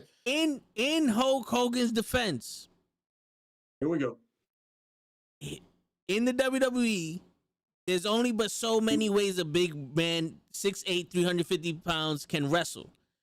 In New Japan Pro Wrestling, when he went to Japan to wrestle, he showed more ability than he ever did in the WWE. If you look up splash, and people were like, "Yeah, he did." Shit. He did an arm wrench into an arm bar. on one of the, I forgot the dude's name, but in New Japan Pro Wrestling, he showed the ability to have some kind of wrestling skill. If you allow me to elaborate, I mean to expand. By no means am I saying he's On what I'm he's Shawn Michaels or Ric Flair or anybody. No, But you I'm might just learn saying. something I'm just saying. if you allow me. He can do some things, but that's just in his defense. But he didn't need to, as you know, his character. He didn't need to do that. Now, it brings me back to a question that I wrote 5, 10, 20 minutes ago. That's crazy. Y'all got my brain going. Boom, bang, bing, bang. Good. Hulk Hogan. Ricochet. Why didn't you allow that from why you didn't allow that from Ultimate Warrior? Because he was the same thing. A wrestler that couldn't wrestle. No. I can do my move. I'm a big guy. Okay, here's the thing. Warriors thing was literally 15 seconds in and out. He blew up on the way to the ring. He's like, yeah, it's what it is. It's like a Goldberg thing. It's like, yo, you can't expect the guy who's blowing that much energy just coming to the ring to give you a match longer than 20, 30 seconds. Understand? Him sprinting to the ring with all that muscle, it's impossible. Especially back then, when you don't know about the calisthenics and how to recover and how to do all that shit. You know what I'm saying? Yeah. Back then, you come in. By the time that dude hit the ring, you're like, yo, my man, I got a solid 10 seconds in, bro. Blow up. Yeah. And until I'm literally have to be carted out. Yeah. It's my asthma pump. And also, if you go back and look at the matches that he had with Ravishing Rick Rude, with Mr. Perfect and Macho Man, oh my God, he was pretty much carried and led during those matches. Now Hogan, I'm not saying anything that he wasn't carried, but I'm just saying Hogan put more in the dance than the Warrior did. What I can tell you is that, you know what Hogan understood? Hogan understood the psychology of wrestling better. Yeah. He understood that there's a story being told between us, right? Listen, if I'm limited in abilities, I can tell a better story. There's certain people that are not great wrestlers that can tell an amazing story. You know what I mean? Mm-hmm. There's certain people, like, they can just, I can tell you an amazing story, even though I can't wrestle to save anybody's life. But my mannerisms and my actions, in many ways. But you got to remember, Ric Flair had that airplane accident, and then that completely changed his style. He had to change his style to live. Okay. Yeah, he broke his back. I was going to say, Ric Flair was more of a but you're right. But you're right. But Flair, same thing. But just way better than Hogan. But Flair can tell you a story just bumping his ass off and just reacting to stuff. You know what I mean? Like, look, when they used to put him in the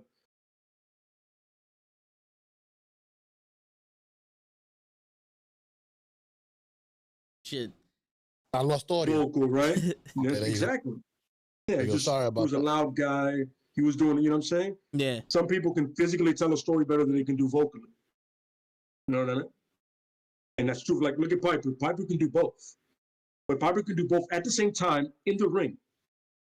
You know what I'm saying? He can do, you know what I'm saying? Brett can only do one until later in the WWE when he became a dick. You know, when he was like, I can do this. You know what I'm saying? I'm the best there is, the best there Macho was, Man. the best there ever gonna be. Macho Man could do both. You didn't understand his promo, but it was dope. Oh. But he can do both. Oh yeah. You know Macho Man was. I did a 180. Steamboat. Then I did a 360. Woo! Steamboat, one of the greatest baby faces ever. Pure baby face. Thank you for the follow, Mason. He can sell, but he couldn't speak. You know what I mean? So it's like you always got that. It's rare to get both. You know what I mean? Very rare to get both. Ravishing Rick Rude is a perfect example. He can do both. He got on the mic. He said, "You Atlantic City sweat hogs, you shut up, your ladies. This is what your ladies want to see." All of a sudden, he gets in the ring. He's even better than the mic skills, which is rare. You know what I mean? So it's like it's always that. And I tell a story on the mic, in the ring. But am I that good of a wrestler? If I'm not, can I just tell a story by selling? And you know what I mean? Like you said, it's like WWE's trying to be cinema now instead of going back to get somebody that can do it all. You know what I mean? Yeah. Absolutely. Yeah. Always get those guys. My rant is over. No, but Yeah. It is exactly what it is. You know what I'm saying? Yeah. That's exactly what it is. And you don't have those multifaceted talents being shown. I don't want to say that they're not existent, but they're not being shown. No, they're there. They're there. They're there for sure. Because if you think about it, Kevin Owens is one of those talents. You know what's funny? No lie to you. That's the same name that was going to come out of my mouth, bro. Thank God. You think they're giving him enough shine? I'm not. He's always on TV. You know what it is? Enough. You know what it is about that man? But the fact is that, listen, he can either piss you off to the point that you want to murder him.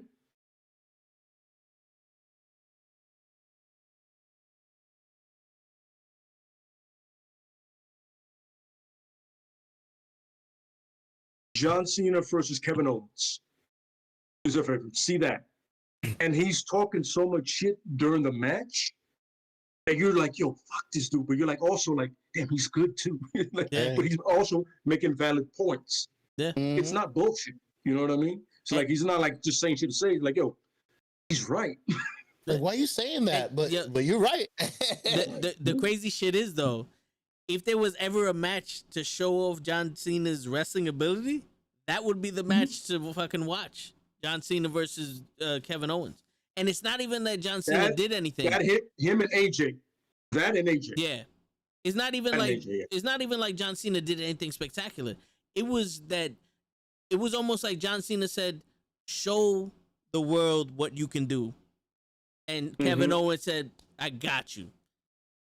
Mhm. Like that Finally. moment, that moment, it almost looked like John Cena said, "I'm giving you an opportunity," and Kevin Owens said, "Well, I'm running with it, baby. Give me the ball." Thank you, John Cena. Yeah.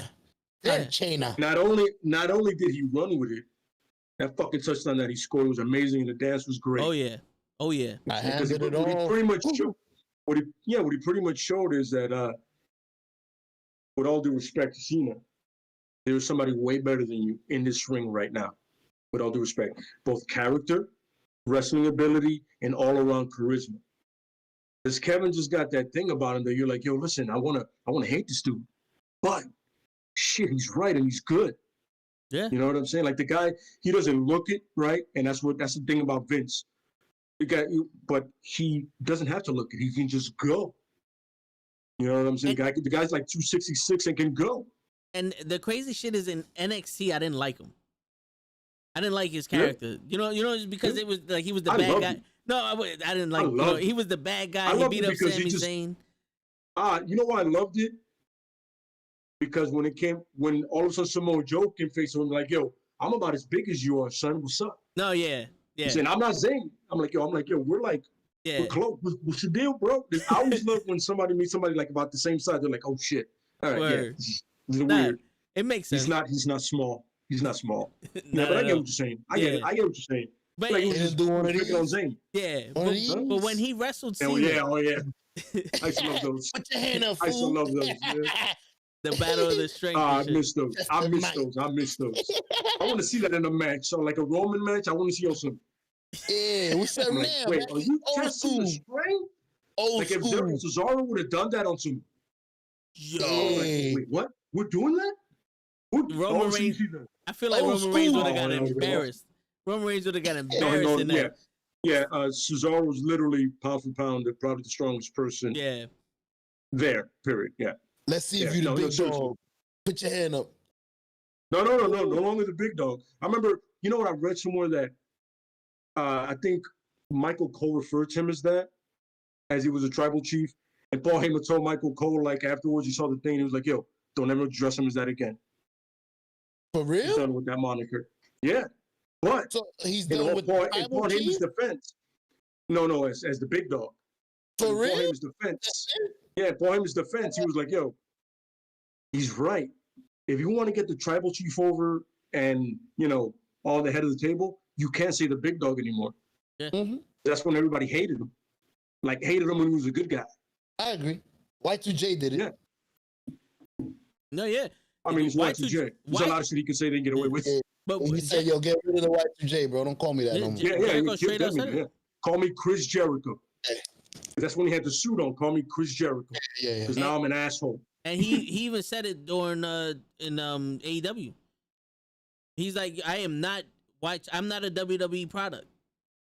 Y2J's WWE. I'm not WWE. I'm Chris Jericho. I'm Jericho.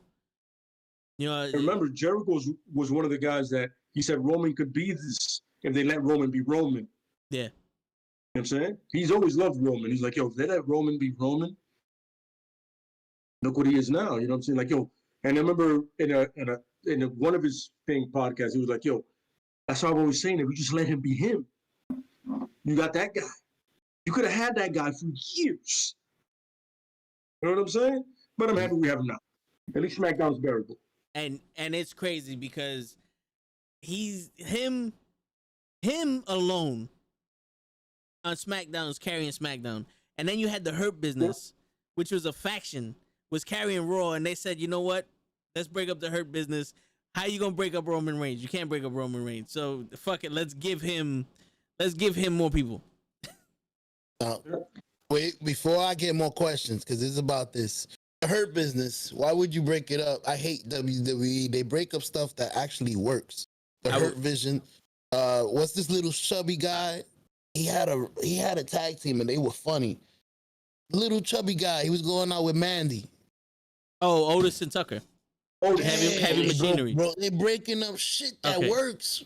Right. What's wrong with you, fam? This is my theory, right, of why they would break up the Hurt Business. And I'm thinking in lines of Vince McMahon and the WWE and how they operate, right? So you have the Hurt Business and Bobby Lashley, and you want to build up Bobby Lashley to be this unstoppable force. You can't really do it with two other guys always interfering in the matches. This is what I'm thinking. No. This is what I'm thinking. This is what I'm thinking they're thinking.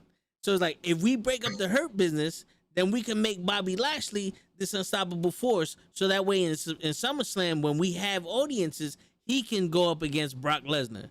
Because that was always the goal for Bobby Lashley. He came back with the notion, I want to wrestle Brock Lesnar.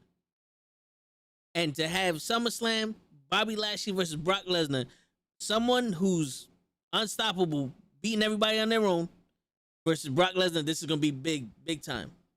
The problem with that is he's not doing it on his own because he's hired fucking King Corbin the first fucking time to fight Drew McIntyre, which he beat without needing King Corbin.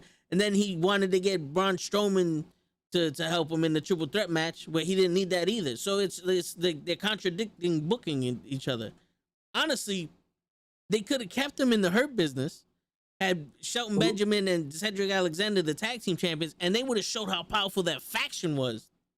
Yeah, that's what I was going to tell you. He's like, I don't need these motherfuckers to beat up Brock Lesnar. I don't need these guys to beat up nobody, but we strong together. We coming together. We the business.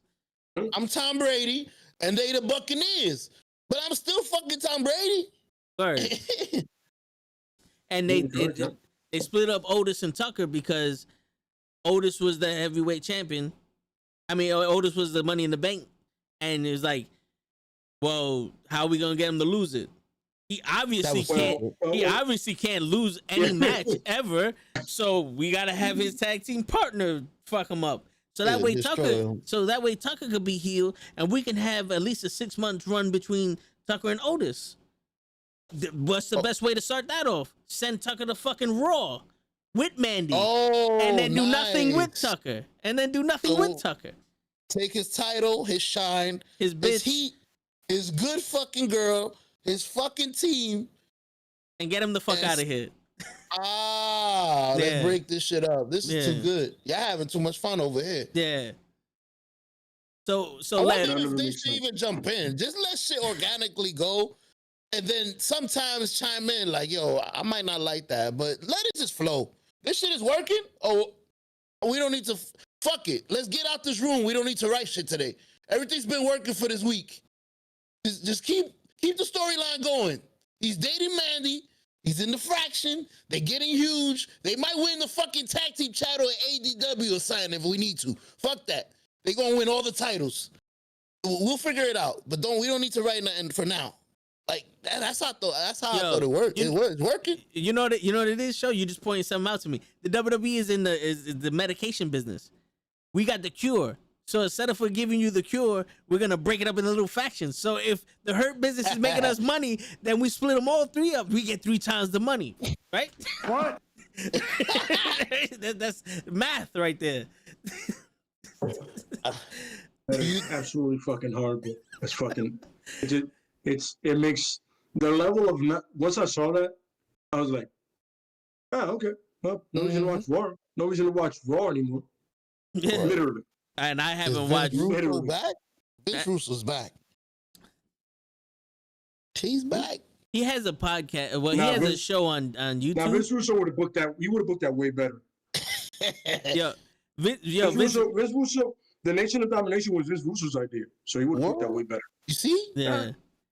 That was a good storyline to me. The crazy shit is, show. Vince Russo has a YouTube channel where I don't know if he still does it, but he used to rewrite Raw after it happened, and like, this is how I would have done it. And some of the shit he said makes sense, and it's like, yeah. So who they have writing for him? Like, I refuse unless the hiring process is, are you a dumbass?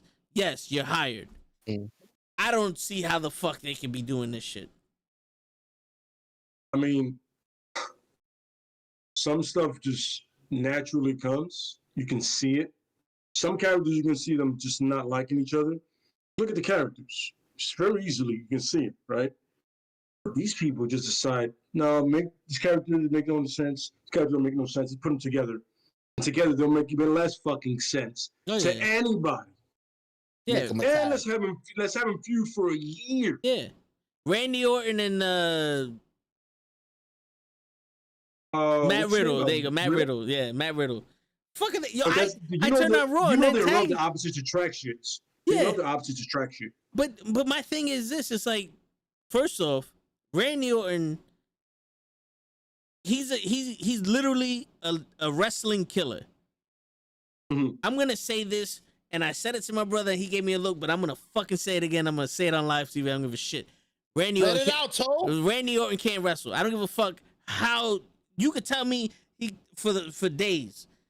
Like, I know his fucking ability, and I know what I'm saying is fucking stupid.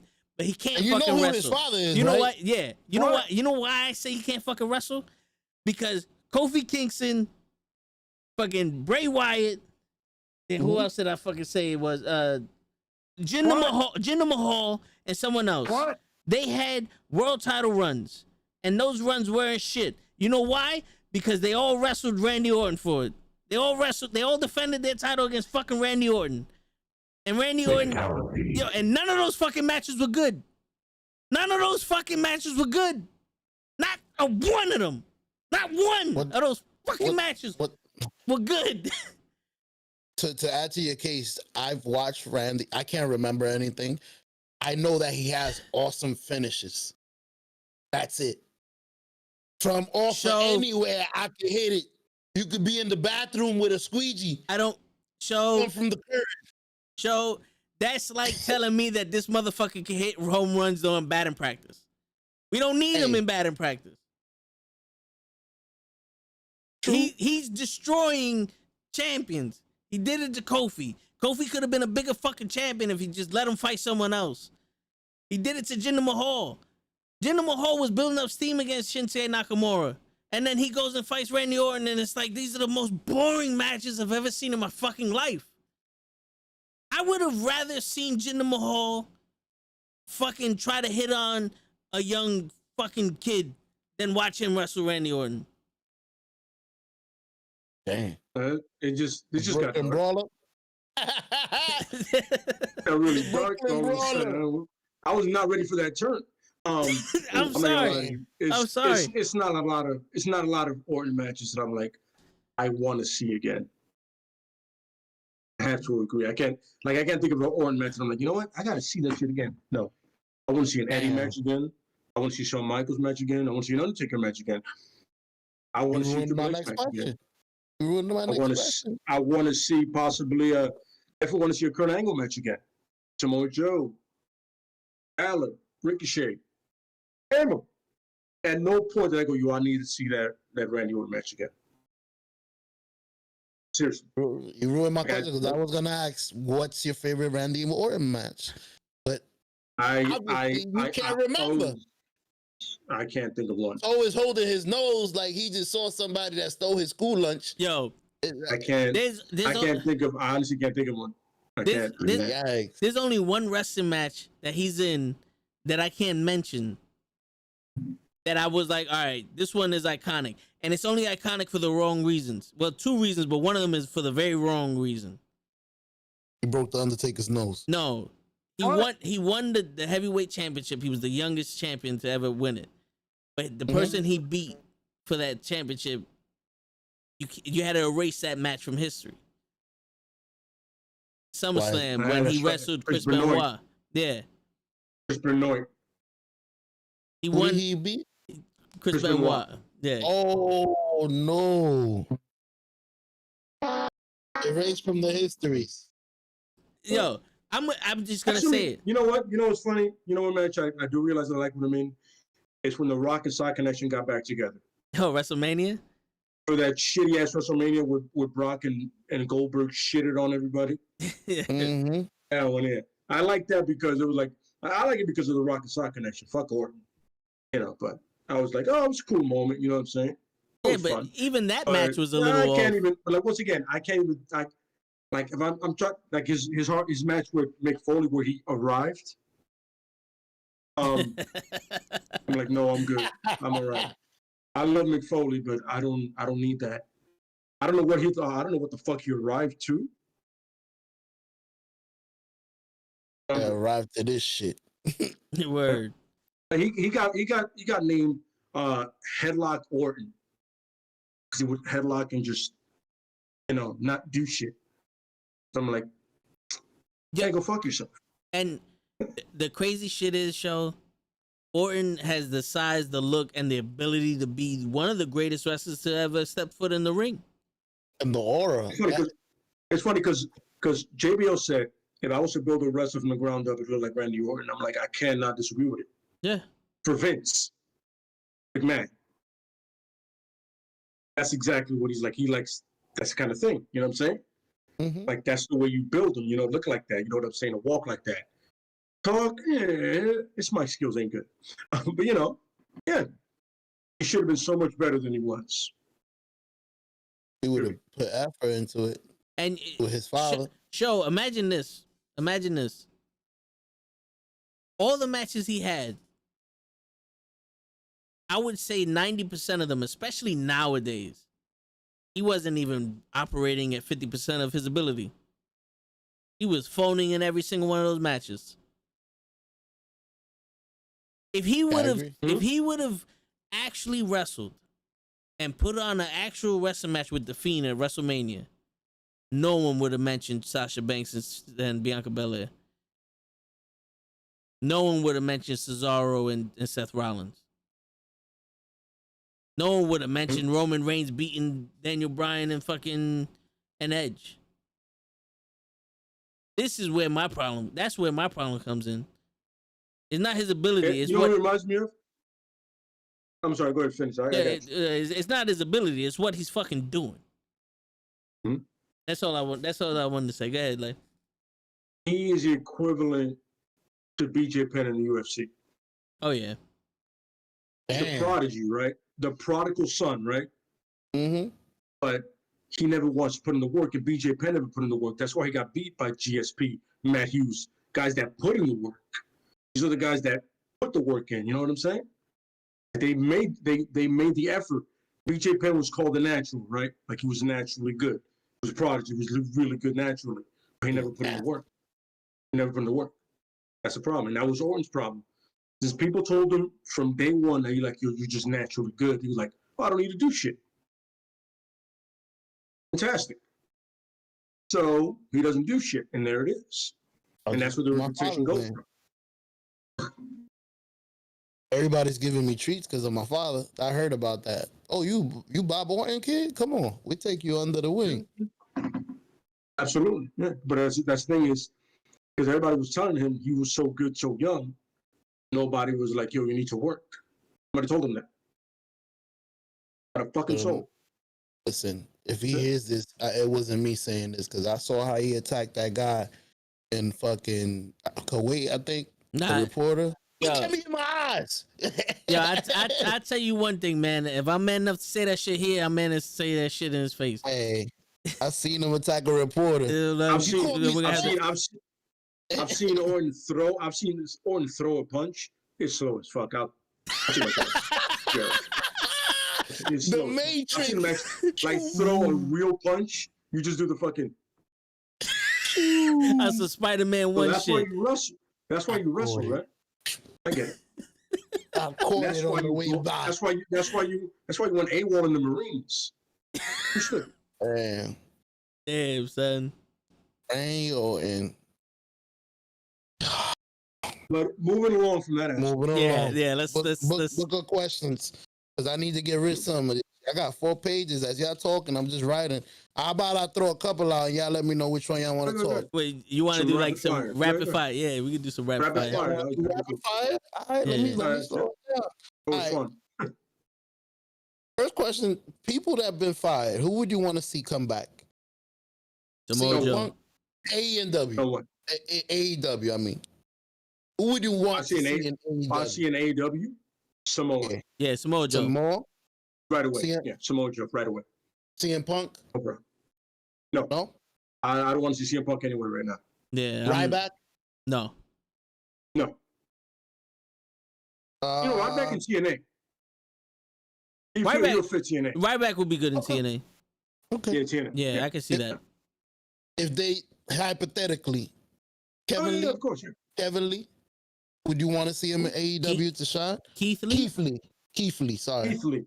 Would you want AEW, to see him somewhere else to let him shine? AEW or New Japan? AEW or New Japan? I feel like New Japan more because he would win one of the cups. I would say that also. I would say Keith Lee would benefit more from New Japan. Because he can do one of the tournaments and win the heavyweight championship because he's like, New Japan would love it. He's like a Vader to them. Yeah. And they love big guys. They love big guys in Japan. Oh, they love big guys. Yeah, especially that can move. And Keith Lee can move. Hell yeah. Oh, and Keith Lee versus Okada? That would be a match I would fucking pay to watch. See? They gotta watch this podcast, B. They gotta listen. Y'all don't know what to write? Just come here and listen. and just take it back to the fucking writing table. Listen, I figured it out, y'all. I want to raise. Just use it as your own fucking thing if you want. You know something, man? As long as we get better wrestling out of this shit, I don't care. Exactly. I don't give a shit. Absolutely. Like, yo, they ain't using our shit. Which one of y'all is stealing our shit? Yo, don't tell nobody, fam. I'll give you 50,000, please. Fuck it, I'll take it. I just made the company blow. All right, moving on. Let me see. Wait, we was talking about recently, Roman Reigns. Do you think the leukemia was real? Yes. This is when he's finally got over. It's something that he's had before. You know, it's a progressive thing, so it's legit. It's an unfortunate positive. Basically. It's an unfortunate, yeah, absolutely correct. Yeah, you know what I'm saying? Yeah. Okay. And, I think that time away helped him. But unfortunately, it took that for the WWE to universe or whatever the fuck these cocksuckers are called to love him, which sucks. Yeah. You know what I mean? It takes that for you to like a guy, not the guy just being him, whatever, But not legit. I honestly agree with them though. I felt like you was pushing something down our throat that we didn't want. So stop pushing him down our throat and go figure it out somewhere else for now. You know when I became a massive fan of his, I always loved him in the Shield. He was like, he didn't talk. He was just like, it was a muscle. But when he was wrestling in Florida and they were booing him, I go, he's from Pensacola, Florida, you assholes. He's from your hometown. He's from there. You're going to boo him? You all go fuck yourselves. I'm going for Roman. I bought the first shirt I had, the first fucking big dog shirt. I go, you all go fuck yourselves. I'm with Roman 100%. Whether you love him or not, I'm with him. Yo, the reason why I wasn't big on Roman, his character, was because of what they did with him in the Royal Rumble. He won, like he didn't win the Royal Rumble. He got the elimination record, and then they just put him on the back burner. And then they go, we fucked up, so now we're just gonna make him be champion. They organically put him in a spot for him to be champion, and they fucked that up, and then they just forced him to be champion. And it's like, yo, bro, you missed that. They You didn't missed build that. it at all. Yeah, you missed that. The window. There's a window. The generic would have been so beautiful. And it's not like they couldn't have organically did it again. It's just they said, no. We're gonna repeat what we did last time, and you're supposed to like it. No, this is not how it works. Why not? You liked it the first time. The fun part is, I love the fact the crowd that they did it in front of. The Philly crowd is one of the worst crowds in wrestling.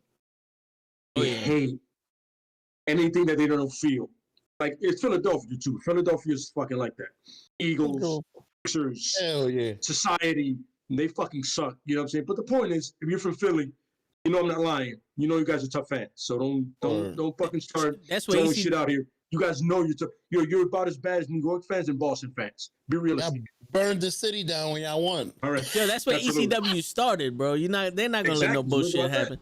Yeah. I'm saying, but the point is, you're doing this in front of a very hot crowd, which is called in business. You guys know this. A hot crowd, and you're gonna force this on a hot crowd. It's not gonna end well. The number of boos that went over that shit was fucking next. I'm sorry to cut you off. It's the next level.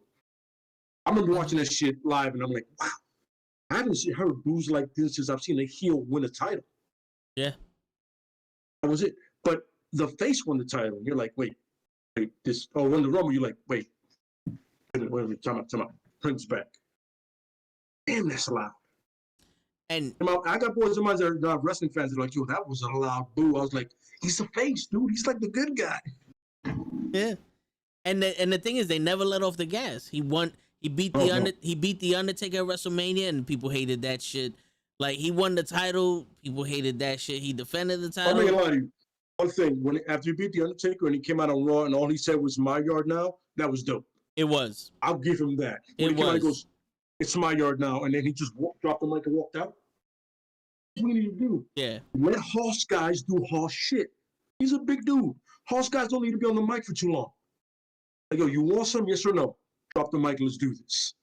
Why is his promo more than 2 minutes? I don't give a fuck what he thinks. Put him in that ring, let him throw some niggas around, and then call it a day. To be honest with you, I don't know why good guys are having promos. Good guys should not have promos. Because back in the day... It should be a heel thing. Yeah, back in the day, people had promos because they had to sell the match or whatever the case may be. But it was clear, I'm a good guy, you're a bad guy. The bad guy said something, and the good guy was motivational to the crowd to get him on his side. That was the promo of the good guy. There's no more. Yeah. Should I? Yeah. Or should I accept the challenge? Yeah. So simple. Nowadays, the heel and baby face are so dynamic now. There's no more pandering to the crowd to get them on your side. So the heel should be the one responsible for bringing the heat to the match, where Paul Heyman is a mastermind at that shit. Why is a good guy gonna convince you to tune in? It's like I don't need him to. Yeah. It's like, yo, I need the asshole to tell me, yo, why do I need to see? I need the asshole to convince. I need to look. I need to watch the asshole get his ass whooped. Yes. And the thing back in reason to hate you. Yes. The thing back in the day show was Hulk Hogan, Bobby the Brain Heenan, and the Heenan family was genius. But they always cut the promo, we're gonna kill Hulkamania. And Hulk Hogan never said anything about Bobby the Brain Heenan and Andre the Giant. What he said was, I'm going to put all the Hulkamaniacs on my back, and we're going to swim across this ocean, and we're going to prevail from the threat that's being upon us right there. And the Hulk Hogan and Hulkamania is immortal. That was the good guy's promo. The Ultimate Warrior, we're in a cockpit, and we're going down this. It was nothing to do with each other. It was the bad guy, I'm coming to get you, sucker. And the good guy was, I need you guys to have my back when I go face this guy. I go fuck him up. Now it's the bad guy is, I'm better than you. And the good guy's, no, I'm better than you. It's like what? You were supposed to prove that in the match. Nah, verbal. This ain't no rap battle. Yeah. Yeah, it's like. Listen, and then a lot of the guys aren't good at it. Mostly the good guys. So you're like, it's tough, man. How about you just shut the fuck up and wrestle? Yeah. Like my favorite thing was like, yo, when a bad guy would talk, and then the good guy would just right away. Yeah. Or the bad guy would do it, like spike him with the mic and be like, yo, let's go. We'll just throw him down. Yeah, I didn't come here to watch you talk. I came here to watch you fight. See, we into two different aspects of wrestling. No, but if the good guy was gonna talk, it was to get sympathy for the match. It was like, Yes. because if you're gonna relate it to right now, Ricochet, his promos against Sheamus are, oh, I stole his hat and I stole his thing and it made me feel like Ernest Cat the Miller and blah blah blah blah blah. It's like, okay, yeah, but what does it have to do with anything? Yeah, you did that to him, but you just literally lost two nights back to back to Sheamus. So now you have nothing else to say. There's no other reason for me to watch this fucking match. And then what? Next week we're gonna have a third match, and then you might beat him. Like, okay, I'm not excited about this shit no more. If you lost a good match on the pay-per-view, that was you open challenge. You came in, you put up a good front, you lost the match. You was like, fuck, you know what? Whatever. The next week, Sheamus talks his shit, blah blah blah, and then you challenge him. Nah, bro, I'm not giving you another match. And then the week after that, Sheamus talking his shit, and no one, you come down, you ask for another match, nothing. You hit him, you take his shit, you take his hat and his thing, and you make fun of him to antagonize Sheamus to fight you. Now that's 3 weeks already went by, no match, but you build up now anticipation for a rematch, and maybe this one's non-title, and Ricochet beat you non-title, and now that leads into another pay-per-view. Now I want the title. Now we got a title match. You see me beat you before.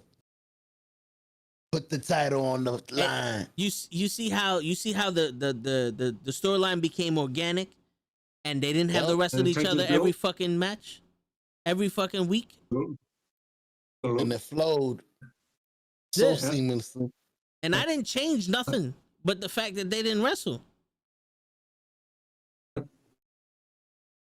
So simple. I was like, it's ridiculously simple. The formula didn't need to change from the 80s, 90s, and now. It didn't. Oh shit! I just sounded like a record thing, like one of those commercials in the 80s, 90s, and now. No, but it's a simple. I just realized it sounded like that. The infomercial. So yeah, right there it is. It's simple. You know what I'm saying? But it's like music CD. like a jock jams, right? But yeah. Right. So simple. It's one of those things where like you don't have to wrestle each other all the time to build tension and animosity. No. Like I said, wrestlers are very sensitive apparently, and they get their feelings hurt when somebody says something about it. And when they get physically hurt. Like, oh, you sound like a bitch. Oh, I gotta fight you. No, I don't. You just said sound like a bitch. I still got the title. You gotta come get me. But when you say some shit like that, there it is. Yo, now imagine this, because here goes another example. Apollo Crews and Biggie Langston, before Apollo Crews turned to a bad guy, they were literally wrestling each other every week. And then Biggie was like, yo, I'm not giving you no more title shots. And then Apollo Crews turned into a bad guy and forced him to give him a title shot. Now imagine this, show. Imagine if Apollo Crews challenged Biggie for the title, and it was just a man versus man match. Biggie wins. And then Apollo Crews like, shit, I lost, whatever. I want a rematch. And Biggie goes, no. You had your shot. It's time for somebody else to go. Apollo Crews, he beats this opponent. He beats another opponent. He goes, yo, dude, I'm beating all the guys that should be, wrestling you, blah, blah, blah. I should get a rematch. No, bro, I already gave you your shot. And then Biggie's fighting some no-name dude. And Apollo Crews like, really? You're not gonna give me a shot over this? Like, you're gonna give this dude that no one even knows over a shot of me? I'm like, I earned it. It's not like you're doing me any favors here. And Biggie's like, yo, bro, you want to earn a shot? Beat this dude. And then this dude loses. Apollo Crews loses to the guy that Biggie said to do. And then he snaps and says, yo, fuck this shit. I'm no longer asking for a title shot. And he fucks up Biggie and does what he did to Biggie, and now he gets a title shot because now it's personal. Now it's like, yo, bro, I did what I needed to do to get this title shot, and I still can't get one? Fuck this. The system don't work for me. And then he turns into that bad guy that I'm Nigerian royalty. you don't treat me like this shit. I forgot who I was because I was trying to appease y'all motherfuckers. You see how that storyline becomes even stronger now? And they only wrestled once. They only wrestled once. In that scenario, do they still have that African drum match? Whatever the fuck that was. Yes, but this is how you would play the African drum match. You would literally have Nigerians with drums beating it to the match. And it was In just a circle. No, yeah, and that's what it was. It was a fight, and the drums were just traditional. And then you could sell it on some Big E has never fought in this match, and those drums can get in your head because when do you even hear about drums when you're wrestling? He's been looking outside the rope all the whole match. Yeah, and that can that throws you off your game because now you have to factor in what are these drums about and blah blah blah, and if they go faster, you know, it takes away your instincts and all that other shit. You know what I'm saying?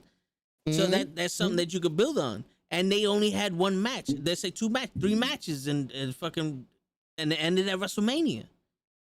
Like this, you have 3 months worth of build, and they've only wrestled twice, right? Yeah, that's it. But most of it is just building up to that match.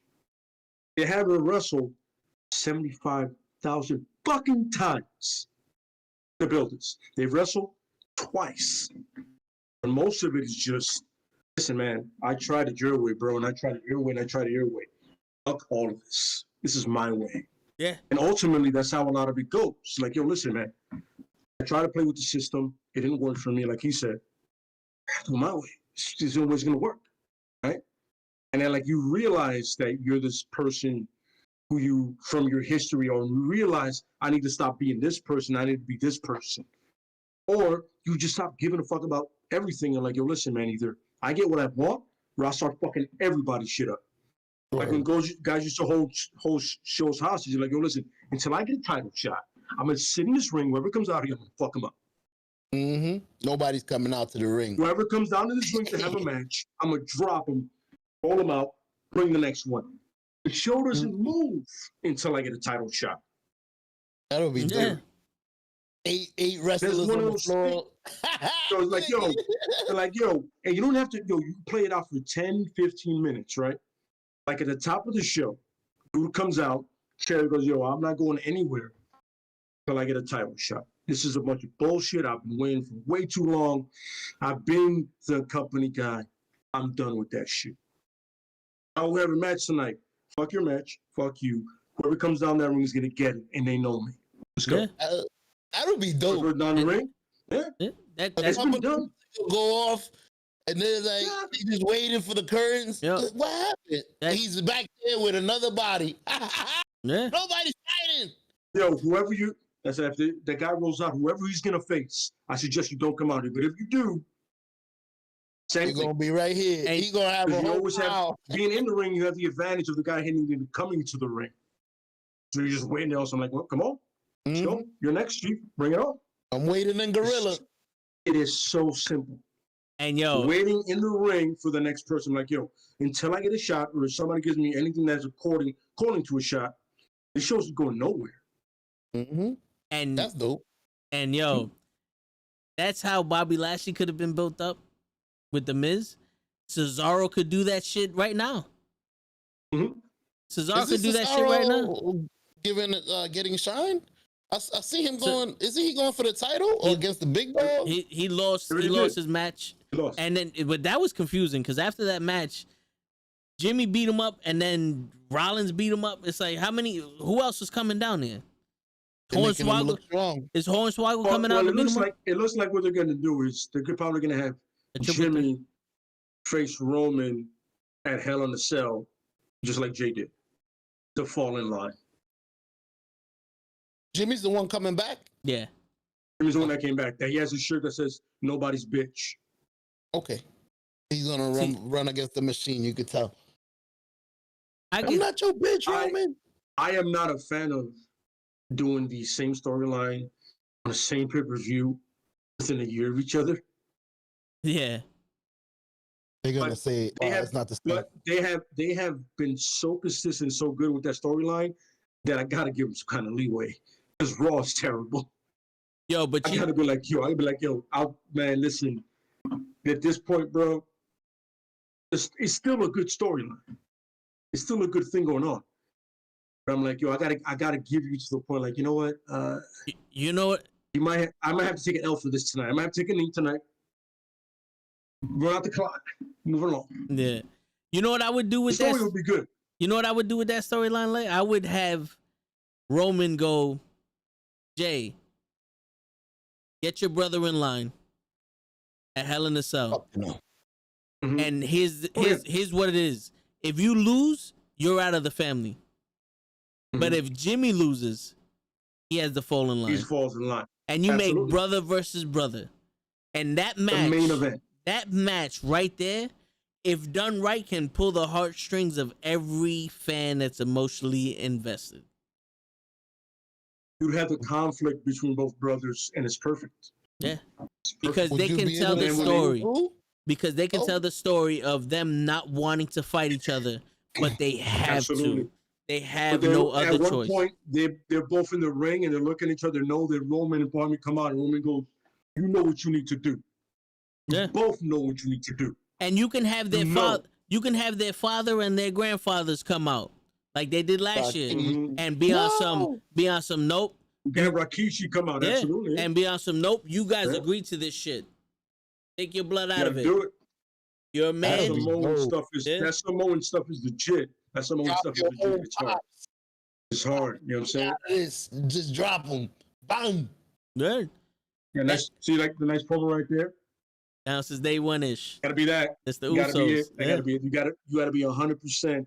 And it would be like Roman doesn't need to be in it, but he needs to be a part of it. Yeah. Like he comes out, he goes, "Yo, you know what you need to do." He goes, "You don't want to do it? You're out.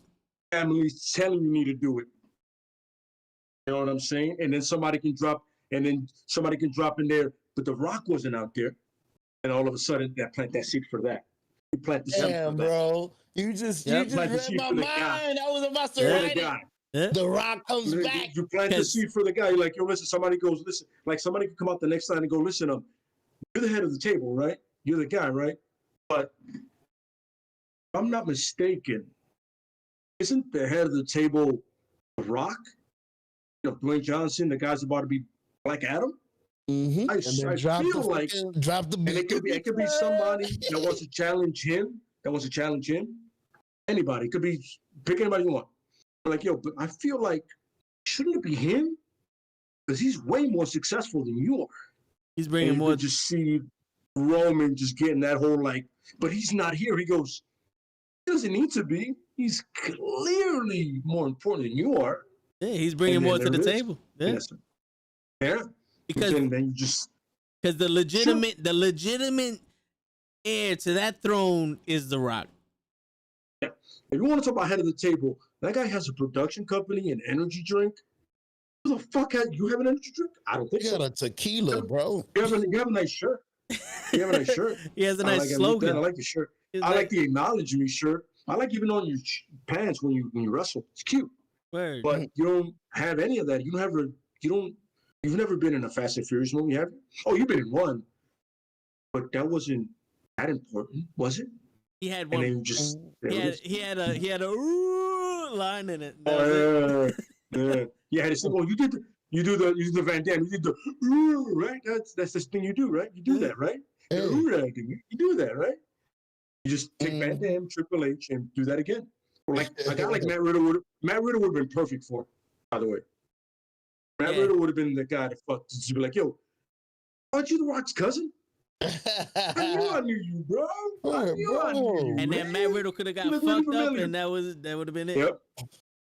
But Right the on point his is, you're shoulder. like, yo, like you The Rock's cousin, right? Like you related to him, aren't you? That's how I know you. Bro, quick How I know you're question, important. bro.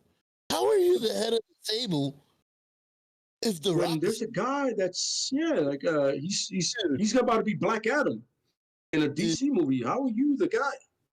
You're here with us, and he's in Hollywood. Yeah. And then you set up for the Hollywood WrestleMania.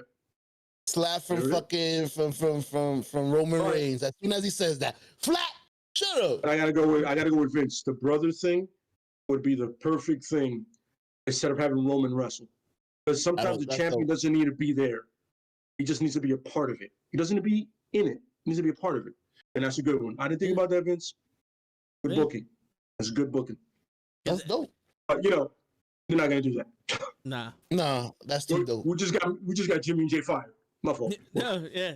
You just got him fired. You just got him fired. And I got Matt Riddle fired. But whatever. Man, everybody's fired. Everybody's fired. Anybody they mention on that Knucklehead podcast, I don't want to see them ever again. And with my Randy Orton, we said who did we say before? Baron Corbin. Mm-hmm. He took his fucking king. His king. We said he needs a title. We said he needs a title run. Still in the company. Yeah. It'll work. Only the good guys. We got to make a storyline for Baron Corbin, and then they'll no, but I want to know is, what does he have on Vince that nobody else does? Baron Corbin? Yeah. What does he have on Vince? Who did he catch him fucking or somebody sucking him off that nobody knows? I don't know. But he can go get ahead. I'm sorry. He can get heat though.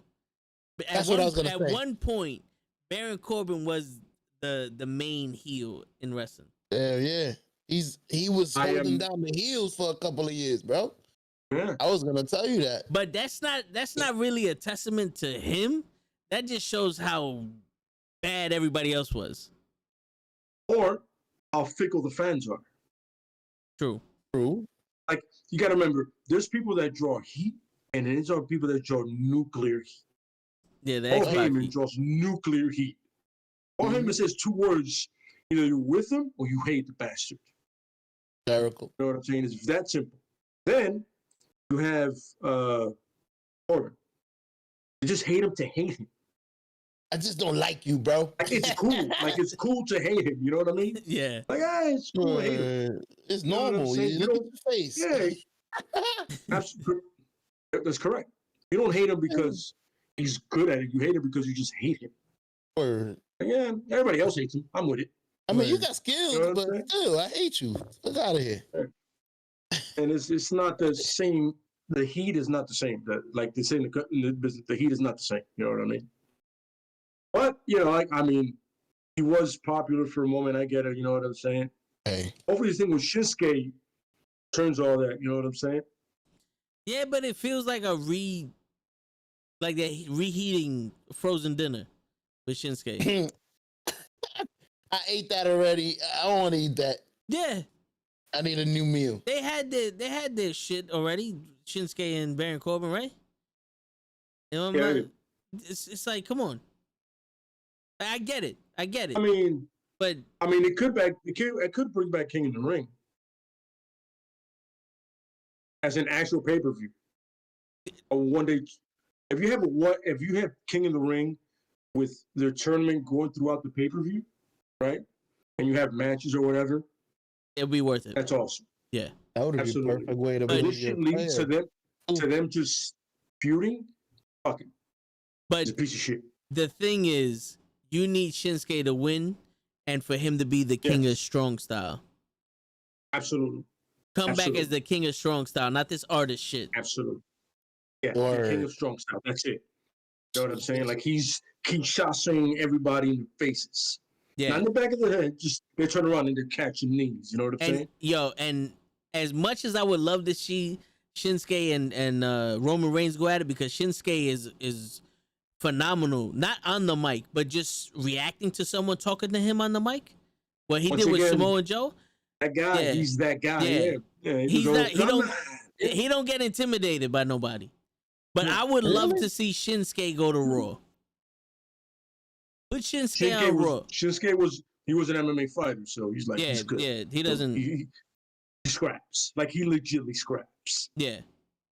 Like you don't want to get in a tussle with Shinsuke. You don't want to do that. I got a quick question because I am writing this one down, so I don't want to forget it. Why did they split? Do you disagree with me? Or maybe I understand why they did it, but I don't like that they made it two different shows with different belts and different shit. I thought they would have made one show that people could go from show to show. Tomorrow on SmackDown, I'm going to kick, or somebody on Raw could say, on Friday, I'm gonna whip your ass when I see you. Like stuff like that. Like I'm gonna see you in SmackDown, fool. But I don't know if you would agree with that, if you want it that way. They originally did the brand split because there was no competition. Mm-hmm. So they made their own competition between Raw and SmackDown. Also, certain people don't watch Raw, and certain people don't watch SmackDown. So if you only watch one of the shows, for having to have both shows, you'll be like, what the fuck is going on here? Because something happened on Raw and you missed it, or whatever the case may be. And you know, it's just a way to get different markets. You know, two different stories. Yeah. But then again, if you going up as yourself, there's gonna be a loser. Yeah. But go ahead. And now with SmackDown being on Fox, they have a total different. They have a different demographic they have to go after, and they have standards of Fox. Fox requires these ratings and this style of show, and USA requires something different. So to put on two different shows is easier based off of your broadcasting network. Gotcha. You just have the way everything is set up. Like you can say that USA is WWE's bitch, and Fox legitimately goes, yo, we need this. We need to plug this, so we need give me something. Period. Like, yo, we understand that our numbers show that this is the guy. Put him on TV. Yo, we're hungry. Feed us. Give us a piece. I like it. WWE Raw and SmackDown. This is why I got this notebook. I had a question right as y'all was talking and it just ran out of my brain. Anyways, back to the list. Goldberg and William Regal. You was talking about how Kevin Owens was shining with John Cena. See, my brain is working today. And then I thought about... I know what you're talking about. I know what you're talking about. I know the match. You know the match you're talking about? Yeah, it's a famous match. I absolutely love that story. I love that story. William was like, fuck this shit, homie. I'm going to show him how to wrestle. He literally said, I'm going to show him how to wrestle. You don't need to give me access to try to shine. I'll show you.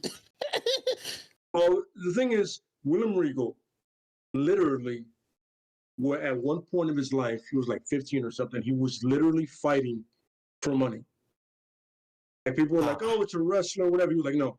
He was fighting grown men, like bare knuckle, fighting, grappling grown men. Catch as catch style. Catch as catch style, that's what they call it. And like legit, the thing, right? And the whole thing was like, yo, listen, we're gonna have a match. But Goldberg went in there and usual Goldberg shit, and William was like, you know what? Not tonight. Word. No spear. Straight to the jack. Like he went after his thing. Regal's understanding was it was gonna be a match, not a squash. But when he got into the ring, misunderstandings happened.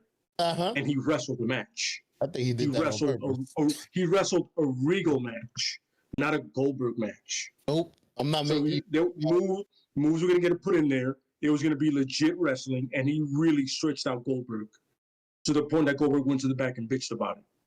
Oh, they both. And Regal was like, him and Rona. Goldberg was like, yo. Regal was like, yo. I was not aware of what we were doing, so I just went with the regular match. I thought we was wrestling. Like he put holds on him, and Goldberg had never been put in a hold before, like that. Like a Regal stretch, never been put in a hold like that before. So it threw him completely off, and it hurt. By the way, that shit does hurt. He made him look good. Not a fun move. Goldberg did a move that I've never seen. He did like an inverted uppercut to like reverse him. I was like, oh shit. Goldberg looked nice. But it's Regal. Regal can do all that fly shit. He's like Bret Hart. He can do all that fly shit, but still hurt you. Admission. Still make you understand you're in a match with me, son. I'm not in a match with you. I run this shit. You're here with me. And I let you beat me. And also, you got to remember, you got to pay your dues one way or another. Absolutely correct, yes. And Regal's a big fan of that. You got to pay your dues, man. Let me see. Regal's like, it's Regal, Finley, guys like that. Those guys are no joke, man. You look at them, you're like, yo, they They're legit, man. Yeah, and if you're gonna learn on the road, they're gonna teach you on the road. Absolutely correct. You know what I'm saying, if you want to come out here like you're a superstar, they're gonna show you, my man, you don't know shit, son. We hold that. We can teach you something. Word. Stiff or non-stiff. You know what I'm saying? It depends on how you want to work. Or you want to be a really badass, you're like, okay, I'll show you who really the man is here. Okay? Yeah, it's like that when Jericho and Goldberg had them backstage. Apparently, Jericho whooped his ass. Had a solid head. I heard that. Gonna get out. I heard that. You got them guys. It's like that guy Unico. Apparently, he's like 5-0 in backstage matches. Oh, Calypso. Unico, the guy that the other guy, the guy that was Sin Cara after Sin Cara got fired. Yeah, the guy with the green face, the little horn, like silver horn. That's Kalisto. Little Mexican. That's Kalisto. Oh, all right. I heard he got a couple of fights. Sin Cara was his tag team partner. Yeah, that was his tag team partner. Y'all making me back. There's some guys you can't fuck with backstage, apparently. They're scrap. Booker T's one of them, too. You know what I'm saying? Jericho. I heard like, Jericho stepped to, what was it? He stepped to Brock Lesnar. Yo, my man, you did that shit to your boy, the one you was just talking about, to Randy Orton. You smashed him? Yeah. Yo, you disrespected. Well, because he thought he thought he did that shit on purpose, but it was a part. It was a part of the The elbow wasn't fake. I can tell you that much. That elbow really opened his fucking forehead. What was it? Jericho just reacted to not being to let know. He just like, oh, this piece of shit is doing it again. Mm-hmm. Jericho's not a fan of guys like Brock and Goldberg. To tell you the truth. Jericho's not a guy. He's not a fan of guys that are not the business. That know the business. He's not a fan of those guys. Because the thing is this: I have to trust you to do these things to me. Bro. And when you do something blatantly to hurt me, now there's no trust there. And if you're gonna allow that shit to happen to someone, then it's like, hold up, time out, motherfucker. Like, why are you hurting these niggas? Like, that's not the way we work. That's not. Somebody gotta set you straight. No matter who you are, you cannot be going around hurting people.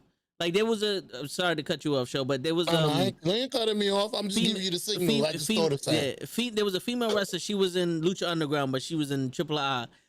Sexy Star. Ah, that's right. Sexy Star. That's right. Yeah. Broke a woman's arm on purpose. And after that, every single wrestling organization was like, we can't work with you. No one wanted to work with her. It's like, we can't. This woman gave you her arm and trusted her body with you, and you fucking you broke her arm. You absolutely. That's a big no. It's like and you gotta remember, your livelihood is you being able to work. You get paid for consistently working. There's no union. So you're not going to get paid if you're not working. Yeah. You know what I mean? No matter how big the company is. You know what I'm saying? Except for like, I think AEW, they still pay people if they're out, which is weird. It's a wrestling thing. But, you know, it's like, it's one of those things. No, because they're seen as independent contractors. Oh, okay. Yeah. So if you're not working, you're not getting paid.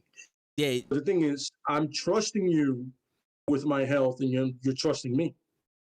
Like he said, it's like, it's two-way trust. If you're gonna blatantly break my arm, I can't work. There's a problem. Yeah, and that's the thing. That's the Jericho thing. Like, listen, you're gonna actually cut somebody open. What the fuck was that about?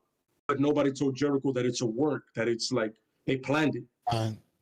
By the way, if I'm going to get elbowed, I want half of Brock's money. Elbows suck. Yeah. I've been hit by plenty of them. They fucking suck. I want half of Brock's money. It's a fucking break. That elbow is a break. Cut the skin, yeah. Cut the skin, yeah. That's a fucking break. A sharp. But it has to be a sharp bone. Yeah, Jericho just reacted like any wrestler would. But a wrestler that's like a leader. He's like, what the fuck, man? He's like, nobody reacted. He's like, I'm gonna react. I'm gonna do what I do. You know what I'm saying? He gave me another fucking question. Undertaker almost came out to beat up Shawn Michaels when he didn't want to drop the belt to Stone Cold. That was legit. That was legit. Yeah. He Yeah, was so like, what- yo, listen, you're like, listen, you gonna drop that belt, son. Wrap it up his fist. You gonna drop that belt, son. Out of your The shit. business needs it. Your back is fucked up. You gonna drop that belt, son. We gonna have problems. He wrapped his hands what up. I'm I'm saying? gonna wait right here. If I gotta interfere, I gotta interfere. You know, honestly, it was the best thing for Michael because he needed to go away. His back was destroyed. Yeah. I heard Then that he might came have been back fake. years later. And he had some of the best matches of his entire career. And it also That's saved why, him. It that's why I saved, heard it was fake. and also it saved him spiritually. Yeah, absolutely. Yeah. That's Yeah. where he found God and his wife, Yeah. and he changed his Yeah. whole ways because he was on coke and all the other stuff. He was taking drugs crazy, drinking crazy. He was self-destructive. He was doing the 80s and 90s lifestyle that they were all doing. That's what a lot of other guys were dropping at 30. Documentary Sunday. Keep going. Just letting y'all know. Word. Shawn Michaels documentary Sunday. Oh yeah. Yeah. I know enough What's up, about LaFlaca? that guy. What happened? I just talking to viewer. Oh, Somebody just oh. popped up. I know enough yeah. about that guy that I don't even see a documentary about Shawn Michaels. Listen, Word. y'all We lived do. Y'all We don't lived fucking. I do. So I can write Yeah. in We've the seen it. That's That's you. We've seen that's it. a crazy shit show. You watch that and you're learning. Me and Lay watch that and Yeah. it's nostalgia. It's just Word. it's just straight up You nostalgia. reminded me. Yeah. But what was your question, Show? You had another question. Question. Y'all was talking about you hurt me, you get a receipt, you gotta suffer for that. And I was just quickly yes, trying to interject. What was Owen Hart's receipt for breaking the man's neck? The baby's face neck. They I was heard Stone Cold still is rest in peace, because you know he can't really defend himself now. But Stone Cold to this day says he hasn't gotten an apology for that. But he ain't getting no receipt. So from what I heard from JR was that Owen Hart didn't know how to call Austin up and say he was sorry. Like he felt bad for it, but it was one of those things like, how do I tell a man that I almost paralyzed? Like, you know what I'm saying? So it was difficult for him to do that. But the thing was that was an accident, so they don't really get receipts. A receipt is if I'm supposed to punch you and I wound up hitting you for real, and you turn around like what, and you punch me back. You know what I'm saying? Like that's a receipt. Like that what Owen Hart did, that was an accident and a mistime move. Like he wasn't supposed to take that pile driver like that. He was supposed to do a tombstone. Runner, yeah. Yeah. Absolutely. But I beg to differ because I heard from Stone Cold. He told him, "Are you gonna sit on your ass?" And he said, "Yes." Said, "Don't do that." Yeah, no, that's what I'm saying. He's not supposed to do that move that way. That's what I meant by that. He was supposed to do it like a tombstone pile driver. Mm-hmm. Which he wasn't even supposed to use because that's another man's special. So why are you even doing this? That's what Stone Cold said. No, yeah. So he did the move wrong, right? But that's a misfortune and accident. You know what I'm saying? Like he didn't do it maliciously. No, he didn't do it. But during that match, it's like the only thing he could do after that was he bought his time so Austin can roll him up, and then he took the pin. He took the pin and got home there.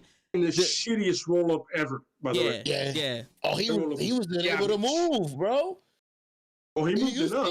see him walking out the ring, like going up the ramp. He looked like a ghost. He was dead. The only receipt is how bad Owen Hart felt afterwards. That's the only thing I mean, you hear guys having plenty of matches where like, yo, guy gets hit, and he'll say it and like, yo, you're gonna get a receipt for that. And in some other match, the dude will land a solid when he goes like that. There it is, and the guys understand the receipt has been paid. It's like you got it, you got the receipt. Now we're good, and it ends there. You know what I mean? With most guys, you know what I'm saying? Yeah. I'll give you the only receipt I know. See, because one example of a receipt. One example of a receipt is Bobby the Brain Heenan told this story. The Ultimate Warrior was wrestling Andre the Giant, and he was saying that he would go and run 90 miles an hour against the ropes and come in and slam into Andre the Giant. And Andre the Giant was like, yo, relax. And he'll do it again. And it's like, boom, he slams into Andre the Giant. And Andre's like, yo, slam him the fuck down. And the third time he went to do it, Andre stuck his fist out and he ran right into Andre's fist, the Ultimate Warrior, and almost knocked him out. And then while he's on the ground, Andre goes up and is like, "You gonna relax now?" Maybe. Yeah. So I hope so. So that's a receipt right there for you. That's a receipt. Absolutely. That's one of my favorite ones. Yeah. Yeah. The one receipt I remember hearing about, which I think it was funny as shit, right? It was it's funny. It sucks because it's Michaels, right? Mm-hmm. And it's Michaels versus Stone Cold, right? Like a house show, right? Like they're building a thing, and Michaels lets loose one, and Stone Cold goes, "Yo, listen, go stiff. I'm gonna slide." And him again, he goes, "Yo, that was it. There's a receipt coming." He waited till I ass into the match right before the stunner, and he hit him with a solid elbow to the chin. Like, all of a sudden, then the stunner and all that. You know what I'm saying? He gets to the back. Michael goes, "Yo, you waited a long time for that receipt." He goes, "Well, I told you it was coming, though." Word. Forgot? I forgot? I told you. So you forgot I about don't it? forget. I told you it was coming, bro. They're like, "Yo, just because our match was 15 minutes doesn't mean it wasn't coming." You know what I'm saying? You got yours early. I got mine when I got mine. Yeah. At the best moment. Yes, sir. Yeah. Those are always, it's always fun to hear the receipt stories, you know what I'm saying? And at the end they go back like, "Yo, either that shit was real quick or it took mad long." It's never like, or in between. It's like, "Yo, damn, that was fast," or "Shit, that was towards the end, bro. You took a minute." Well, you started it, son. Here we are. Oh, yeah, man. The one I have is a distant receipt because I heard it from the guy that received it because I watched the documentary. Mm. Your guy, it's crazy. Your guy keeps coming out. Your favorite guy, Randy Orton. He said in the first couple of matches that he ever had, his job was to come into the ring and he was supposed to interrupt the Undertaker and hit him with a chair. Mm-hmm. And he slipped and he hit the Undertaker with the top part of the chair and not the bottom and broke his fucking nose. Bang! So he said, when we get to the back, I'm like, "Yo, I'm sorry, I missed." The Undertaker, he said the Undertaker licked the blood off his lip and said, "Don't worry about it, kid. Got a receipt coming." All right. He said, about 6 months later, our little thing was getting heated, blah, blah, blah. We was in the match. And he had me kneel down with a chair, and he looks me in the eyes. He says, "It's time for that receipt." And he said he went First time ever. Bang! And that's the first time I actually ever heard about a receipt during that whole interview. He was like, "Yo, he went off of me with that chair. He said, you owe me." And this is it. And he said he waited 6 months. And he reminded him, "Yo, remember that receipt? It's right now." Jacob waited for a chair spot and said, "Oh, here we go." Yep. Oh yeah. Yep. This is it. This is it. Professional. He's a professional. Back then, it was going to be a chair spot, and all the time you're like, "Oh, shit." Mm-hmm. And here we go. And it sounded like a shotgun to his face. You just said, "I want to came over and said, bang, home run." El Cabang. You can tell certain chair shots depending on the timing. Like, "Yo, you're about to get something coming to you, bro." Like like most of the back, the ones in the back is not that bad. The bigger guys, But when you see the head one and you see the guy just go, "Oh yeah," like you can see him just go, "It's about to happen." Oh yeah. It's about to go down. All of Mick Foley's chair shots was like that. The ones Mick Foley Mick Foley was it wasn't a receipt. He was just a cycle. That's what I was gonna say. The one he was receiving. Mick Foley. I can't think of one person that actually said Mick Foley got a receipt from me. That wasn't Mick Foley's a nice guy. He's just also very dedicated and a fucking psycho. He'll tell you, "Yo, hit me hard." Knock yourself out. But you think all those death matches in New Japan, a chair shot ain't shit. And I don't have fucking barbed wire stuck in me. Hit me with a chair shot, I'm good. Oh yeah. You Yo, know what I'm saying? I'll take that. I remember watching a match with Randy Orton and Mick Foley, and Randy Orton was like punching him. Remember the Randy Orton match. You Yeah. suck. Yeah, You did it. You're a fucking liar. You suck, bro. bro. I only remember this because of what I'm about to say.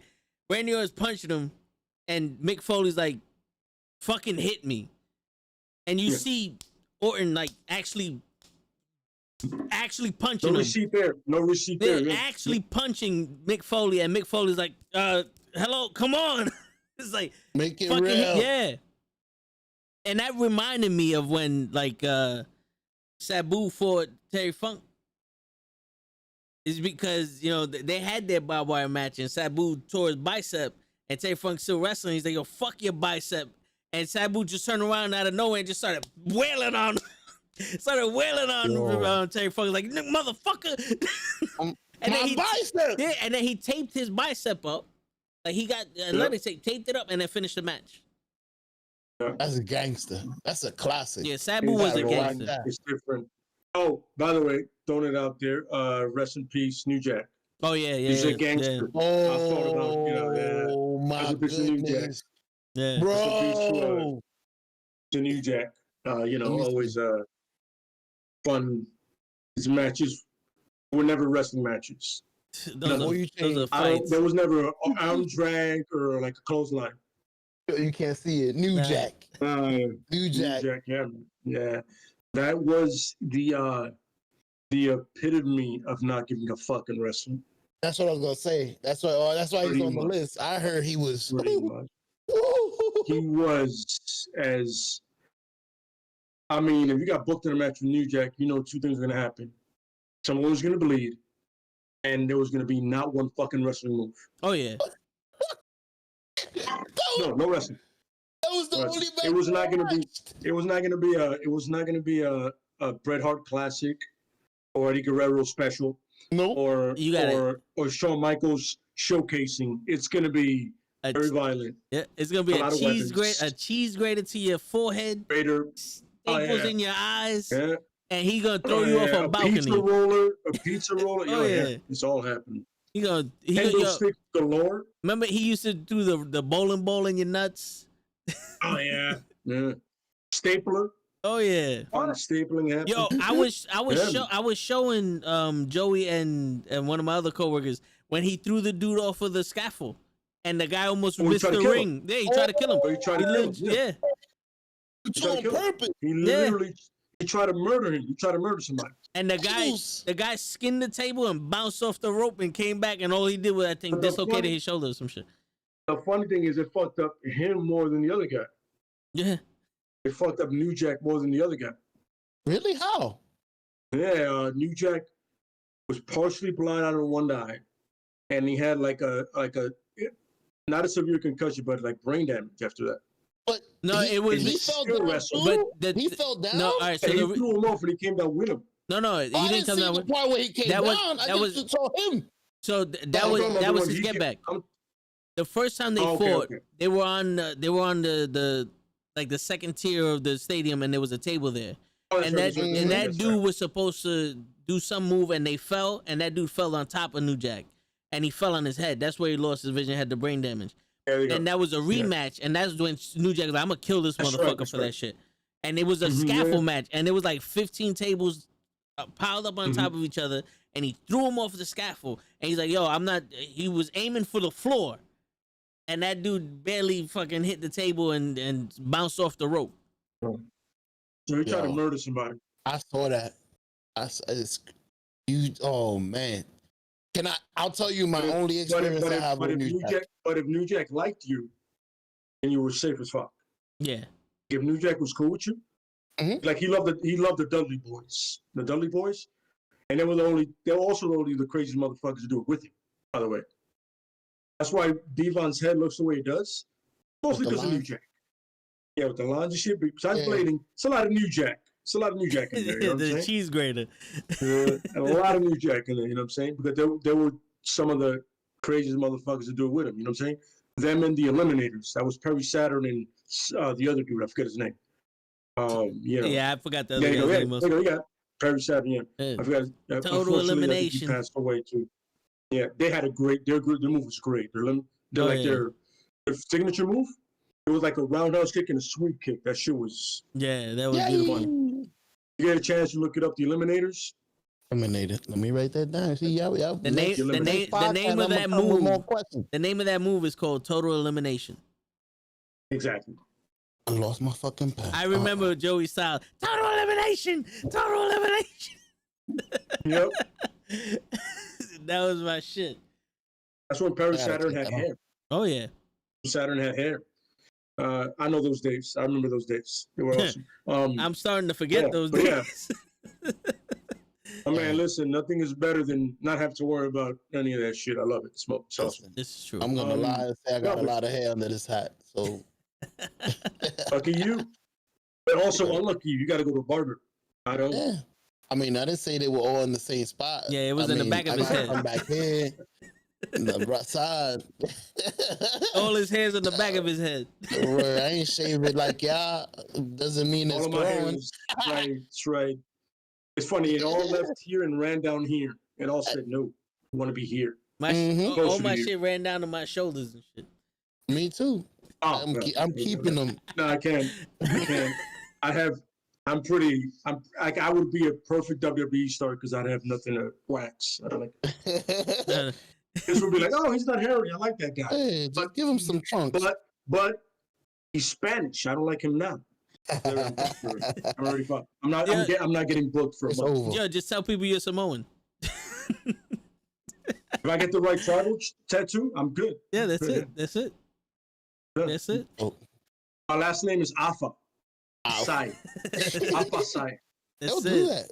They'll do Yokozuna, turn you into Japanese or whatever they want. Mm-hmm. I didn't know that's crazy. I just recently found out he was Samoan. He's gonna turn me into a vato, like he did a thing. Unico? This dude.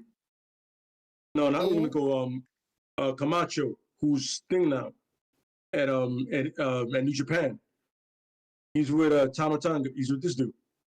He's his brother. His cousin. Camacho. He was Camacho. He was like Unico's boy when they were. Oh shit! Yeah. I know who you're talking about. That big dude. Yeah. He's this dude. He's part of the Gorillas of Dynasty. Oh so shit. He is. Yeah, shit. That's him. Yeah, so he's gonna turn me into a vato, even though I'm like, yo, I'm from New York. That doesn't make any sense. But then he'll just turn me into a Latin king because he's racist. Yeah. That would make too much sense. I heard Santino ain't even Italian. And you'll be apparently from Brooklyn and shit. Because apparently Brooklyn's the only part of New York that you could wrestle in. Yeah, whatever.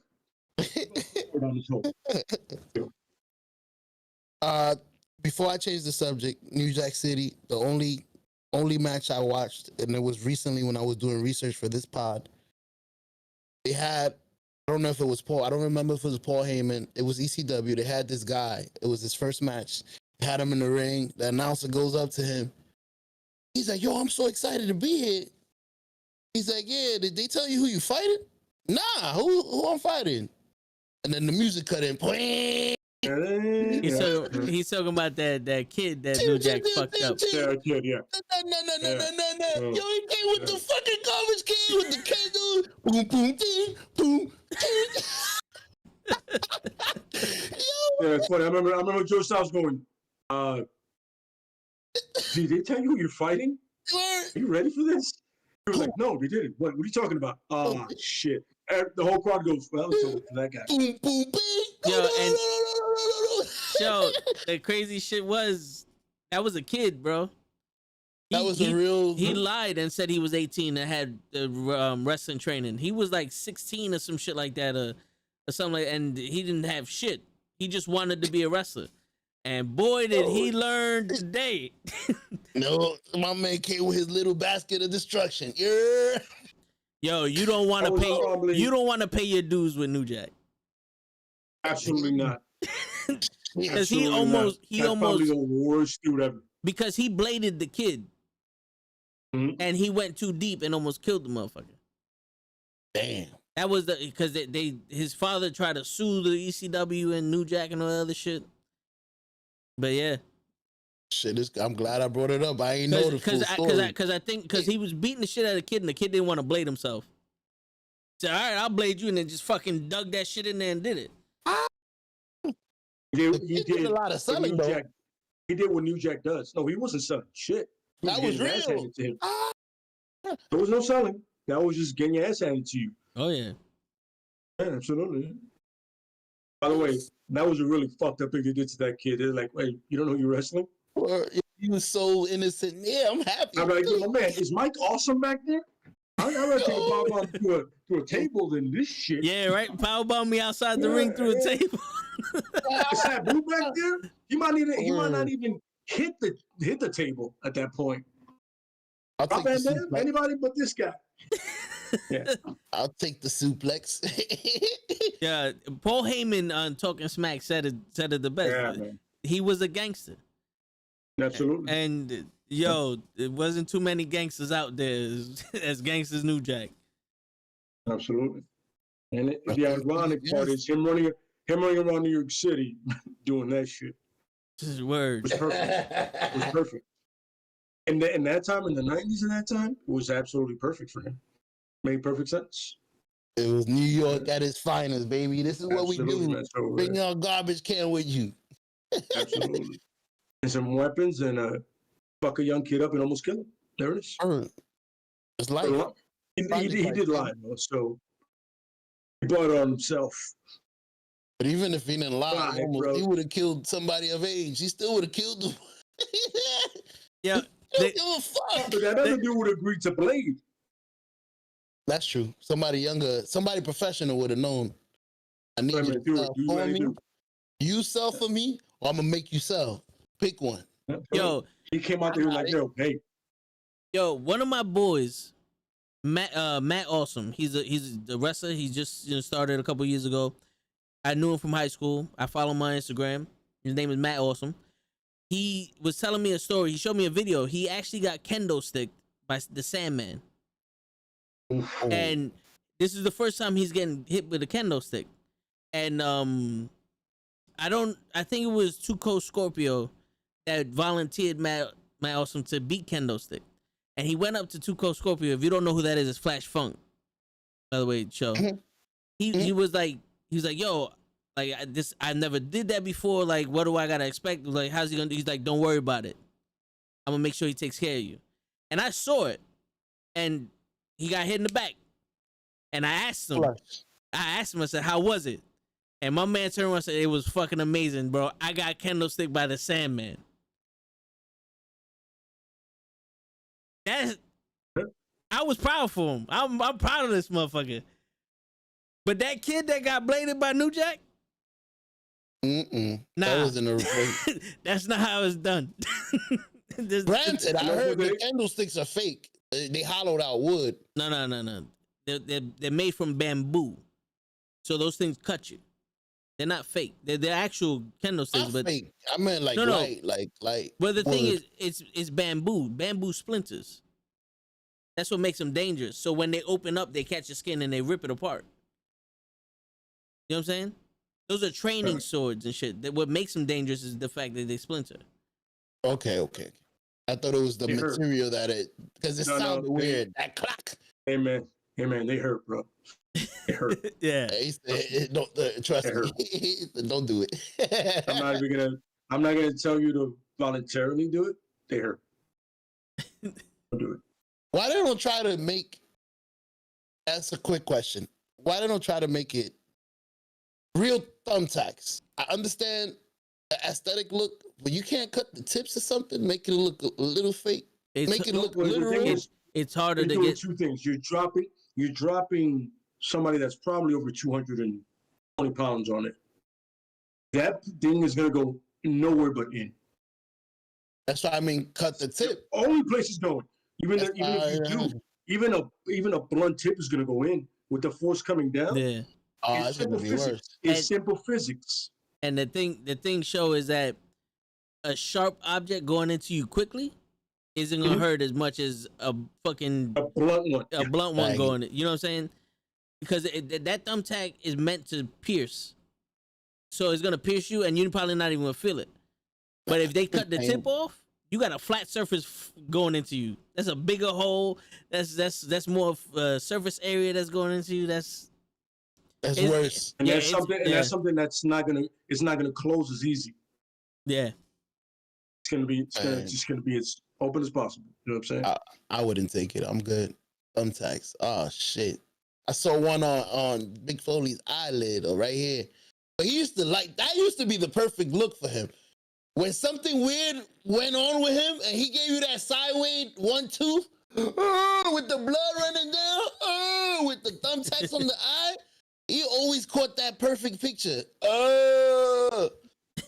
Big Foley, man. He amazing guy. I gotta watch I need to hear how and what happened, him falling from that cage twice.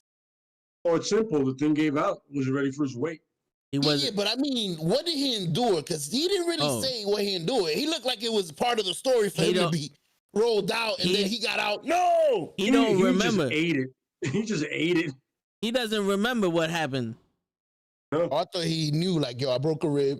I was fighting with a broken toe. My back was dislocated. Not. He got chokeslammed through that cage by accident. That cage was not supposed to break. I know. And when it went down, if you notice, the chair smacked him on the head on the way down. Oh yeah. And he was out. He tell you he don't remember most of that match. I think all he remembers is flying off of the cage through the table. That one I heard was planned though. That he legit remembers. Yeah. But that one was planned. Undertaker said I didn't want to do it. You know what wasn't planned? Him not landing on his square. He slid off of it. Yeah. He did like a ricochet. You just made me the original. Another fucking question. I'm never gonna look. I got 3 pieces here. I got my book open. Shit. So, because I gotta work tomorrow, one more question, then we wrap it up. But yo, every Thursday, what y'all think? How's this looking for y'all? I'm with it. There you go. No problem. I'm with it. Cool. One more question. All right. Let me. He has enough questions for it, by the way. Yeah, for real. He got a book. I was for real, like, yo, when I was here last time, I couldn't really input nothing in it because you was talking about a topic that you guys are well versed in, and I'm not. So you guys are gonna be able to talk about anything. So I'm like, you know what? I know what my spot in this shit is. I love the WWE. I'm not as smart as you guys in it. So why not ask you guys all the questions I want to know? Hey, I want to say smart. I say probably versed in there. Probably that's it. All right. Yeah. My last question. Let me see. All right, let's end it with this one. Greatest heel of all time. Ooh. I'll let Vince go first. Jake the Snake Roberts. Ooh. That's a very good one. I love Piper at his peak. Oh yeah. Piper. Yeah. You know, even though he had a little racist moment with that Jim Brown thing, with that thing Brown, yeah, who was half black, half white. Yeah, I remember that. And you know what's funny? It took him like a week to get that off. By the way, the paint. Finger. So he was traveling the cities like that. But no, man. You know what it is? Snake's promos were so you believed it. Yeah. He was so calm and relaxed. He wasn't yelling like everybody else was. He was on some, listen, I'm gonna let you know that I'm gonna hurt you. Relax, hurt you. It's gonna be the end of you. Tonight, Damien is gonna roll all over you. Then Piper is as loud as it gets. Brash and bombastic, but yeah, I would have to say between both of those, that would have been possibly one of the greatest heel tag teams of all time. Oh, yeah. Imagine their promos together. Oh yeah. A missed opportunity. Have you ever imagined? Like you can imagine, you started either way, it could end either way, and you're like, yo, I feel like they're gonna fuck anybody up, no matter who it is. Mega Powers, Legion of Doom, they're going down, son. And neither one of them was the biggest guy, but they both worked really well, and they can go. You know what I mean? And Piper was a legit boxer, by the way. A lot of people know that. Not too many people know that. Yeah, he was Golden Gloves. And it was Golden Gloves, and Mr. T was at one point. He got scared during the WrestleMania thing. Oh yeah. Like, yo, I thought he was gonna shoot on me. Like he was gonna do it legit. Word. And like, yo, I'm afraid to work with him because he said, he like, yo, I don't want to work with a movie star. Yeah, but you could I tell. want to work with professionals. You can tell during that boxing match, Piper knew what he was doing, and Mr. T really didn't. Absolutely, yeah. Piper had better cardio than Mr. T in that. Well, yeah. That's from experience, you know what I'm saying? But like he says, Jake got Piper, so you know. I mean, nobody loses with those two. You? Me? I'll pick either Macho Man when he was bad. I like, I don't know why. I like somebody that, I'm trying to think, because I remember people that would like, there used to be people that used to go to the crowd and just do this for no reason. I can't remember who was that.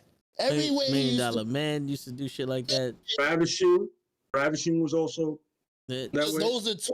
Psycho. I used to love. Psycho Sid used to do shit like that. I slapped the shit out of you. Yo, I used to love when they used to do that. Shut up. Razor Ramon used to do shit. Give me this shit. Razor Ramon used to do shit. Yeah. Razor was always awesome. But the problem is Razor was so big, you would understand the fear. Yeah. He was like 6'9", 280. You're like, yeah, that's a big dude, son. Yeah. If people forget him, if people remember him next to Kevin Nash, and forget how big the guy was. It was the same height, or he was taller? No, Kevin Nash was 7 foot. Kevin Nash was taller, he was 7 feet, but Razor was 6'9", 280, almost 300 on something. Like, you know, like, that's a very big man. Right. And he murdered a man, by the way, in self-defense. Yeah. He took a gun from a guy and he shot him. Yeah. That's for another time. Yeah. You know what? I'm going to write that down, because that's going to be last week. Write that down, because that leads into a lot of stuff. Before you leave, I got a perfect last question, because I know I threw that person, but this is better. What would you suggest the WWE needs to do to fix their product? I'll shoot it to Vince again, because it should be fun. That would be the last question. That's perfect to end on. To fix their product, what they need to do? Yeah, because you know, it seems like you understand what they're doing wrong, and you understand what storylines would actually take off. So what do you think they need to do? And I'm pretty sure they're not going to take your advice, because anything you say, they're going to do the opposite. Okay. So I'm going under the assumption they have competent writers. That's bold. They hired us. Yeah, bold. So this is what I'm going to say. Because what you have is enough talent to supplement 3 hours of Raw and 2 hours of SmackDown, and also a 3 or 4 hour pay-per-view. So what I would have is a section of writers that do championship material, the champions, and then another set of writers that do stories and filler matches. Now, the best thing about wrestling back in the day was you had your main event match, you had your Intercontinental match, and then you had all the other matches that needed to happen because of a story. The way you fix wrestling is you fix the stories. And if you have independent people writing stories for wrestlers, and you go, listen, my guy is Ricochet, and this is the way I want to portray him. Who's willing to let me portray this guy with him? All right, so Cedric Alex, not even Cedric Alex, let's say Sheamus, right? All right, cool. So the guy who's doing the championship runs are now gonna combine with Ricochet, and they go, all right, so here goes the story that I want to portray. Now the main thing that happens is we're only gonna tell you this is what we want you to. This is the story we want to show. So now we get Ricochet and we get Sheamus, and we go, yo, Sheamus and Ricochet, how do you want to tell this story? Because the input from the wrestlers would be more important than the input from a story writer, because they're the ones telling the story. Absolutely. Because, think about this. If I were to tell you, I want you to open up the podcast with a lot of energy, you can take that and run with it. Do it your style. But if I said, I want you to open up the podcast and say suffering succotash, you're going to be like, what? It's going to be a tongue twister for you. It's funny that you said that. That's happened to us before, where you're like, yo, throw that fucking script away. Every time you trying to do something scripted, it sounds corny. Yeah. Just let it flow. Because Absolutely. what happens, what's showing now is there's no leadership in the WWE. And when all you need to do is giving leadership is showing these guys this is the direction I want you to go, take it there. Mm-hmm. And when that happens, you have a story, and these guys tell you how they want to tell the story as wrestlers, and now the announcers are able to verbally tell the story while they're wrestling, because there's nothing worse than watching a match that's good and listening to some bullshit in your ear that has nothing to do with what you're watching. That's how they killed the Absolutely Divas. correct. That's how they killed the Divas Revolution. When you're watching two divas put on a decent match and you're hearing them talk about, I'm just throwing words out there, Slim Jims and fucking the Weeknd performing at the Super Bowl, why am I gonna give a shit about this match? The people who are supposed to tell me about this match don't give a shit about this match. Mm-hmm. So if I would announce us too. So if I was gonna fix the WWE, I would have concrete stories that don't get changed the last minute, input from the wrestlers on how to tell the stories, and then congruency with the announcers. I would pretty much go with that. But my whole thing is it has to be a lot of understanding that you have to bring up new guys, and you have to make sure that these characters are developed. Make sure these guys aren't coming in bland baby faces or bland heels. Like, oh, I just hate the world. Why? Why do you hate the world? What has the world done to you? Why do you want to save the world? Why are you so happy? Why is life good for you? You know what I mean? It's like, I need context behind the reason you do what you do. You know what I mean? I need to understand, why do I want to get behind you? Why do I want to support you, or why do I want to hate you? I need 100% of that. 2, I need tag team wrestling to matter. Because tag team wrestling, you come up with great individual stars. You can do it if you build both guys right. You can have a great heel, a great face, maybe a great anti-hero, maybe a great, just a guy doesn't matter. Sometimes you need just jobbers. You never know. Tag team wrestling, Marty Jannetty, exactly. You need, maybe not so much Marty.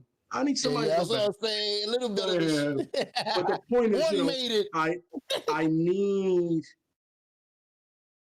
tag teams to matter, because you need those belts to supplement things happening. Mid-card, you need the mid-card. Mid-card has always been tag teams, and like IC and the United States Championship. God, I hate that title right now. You know what I'm saying? You need it that. looks funny, right? even too. Go ahead. You need that, right? But also you need to bring up the smaller guys. Smaller guys have always been the cornerstone of pushing everybody else, but also being better themselves. This man hates smaller guys, but yet he admits that not hiring AJ Styles years ago was his biggest mistake. Help me out here. Focus here. And you have those guys on your roster. You have those guys on your roster right now. You have your Ricochets and Berto Del Rios. You know what I'm saying? You have the guys on 205 Live. You have the guys on NXT right now. Adam Cole is considered a small guy, right? And he's the closest you have to Shawn Michaels right now. Yeah. Period. You know what I'm saying? So what you need to do is figure out a way, NXT, bring them up, right? Storylines, as Vince said, tag team wrestling to be established, and IC title on SmackDown and the United States Championship on Raw, catapulting you to the shot at the title. Period. They have to have, the secondary titles have to matter. I can't just hold that title. I lose it, then I get lost in the card. I'm done. Nobody knows about me. I'm done. Ricochet had it. Nothing happened. Sheamus has it. You should challenge the next person. He loses that, I had that title. Now I go up instead of going down. Got the IC title, I go up instead of going down. Very simple. Not to interrupt you. I remember when Macho used to look better with the IC title. Like, yo, is he the world champion? He walks around like he's the world champion. And the IC title was everything. Yeah. And the IC title was always a workhorse title. He defended every night. I remember Chris Benoit did it for a long time. He would defend it every Raw and every SmackDown. Every night, he would defend it. Face or heel, you know what I'm saying? Now, as a heel, you can do the whole, you have to earn your spot. And as a face, you'll be like, yo, listen, or some John Cena opens, the open challenge, right? I want to give that man no credit. That was a good angle. You know what I'm saying? I'll defend it every night against anybody. NXT, you name it, cruiserweights, doesn't fucking matter. I got it. But the point is, make that secondary title. That's my most important thing. Make that matter. Tag team, secondary titles. Make them matter. Make me want to win that. Because when I win it, I can challenge the champion. Very simple. It's not less. That's all I need. Yeah, exactly. And I at one point I can have this title and still challenge you to that title and hold both. At one point, that was the goal, to be the double champ. You know what I'm saying? But just make them matter. And to go off of what Lay's saying, if you look at our generation now that's wrestling, The Miz, Dolph Ziggler, Cody Rhodes, and other wrestlers, their favorite championship was the Intercontinental Championship. Absolutely correct. Yes, absolutely. There's no great intercontinental champions nowadays. That's what I'm saying. None of the big dogs, like the big dog and all those big people should have been IC champions to give that status to that title. They were at one point, but it didn't hold the prestige that it once did. You know what I mean? Like the prestige of it was, once you get that title, the next step is a championship shot. Whether you had it or not, your next program, as they will call it, is a championship shot. Unless you said no to it. That's what Piper did. Piper said no to it. Piper said, yo, I don't want a championship. Fuck that shit. Because at one point I'm gonna lose to Hogan, and he didn't want to lose to Hogan. He didn't want to drop to Hogan. I get it. Because Hogan, in his eyes, was an inferior wrestler. And once again, going back to Vince said, and we all say pride and ego. You know what I mean? But the point is, we have to get to the point where the U.S. Championship, I seen it, any kind of championship, they're the stepping stone to be the next guy to challenge the guy. Whether you win or lose, you're the next guy. You know what I mean? And the tag team championships can build your future stars. Because right now with the Street Profits, Montez Ford is clearly the Shawn Michaels of that tag team. Oh, yeah. Without a doubt.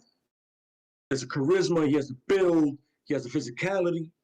But that doesn't mean that Antonio Dawkins can't be an amazing heel. But you don't give a fuck because the titles don't matter. Nope. You don't care. You know, man, I asked Vince who the Raw Tag Team Champions because I forgot. Yeah. And I don't like the new look of those titles either. I had to seriously think about that too. With the blue background, I don't like these. And I'm gonna put it to you this way, Show. The tag team division. The last time the tag team championships mattered was when the Usos and the New Day were wrestling for them in the Hell in a Cell.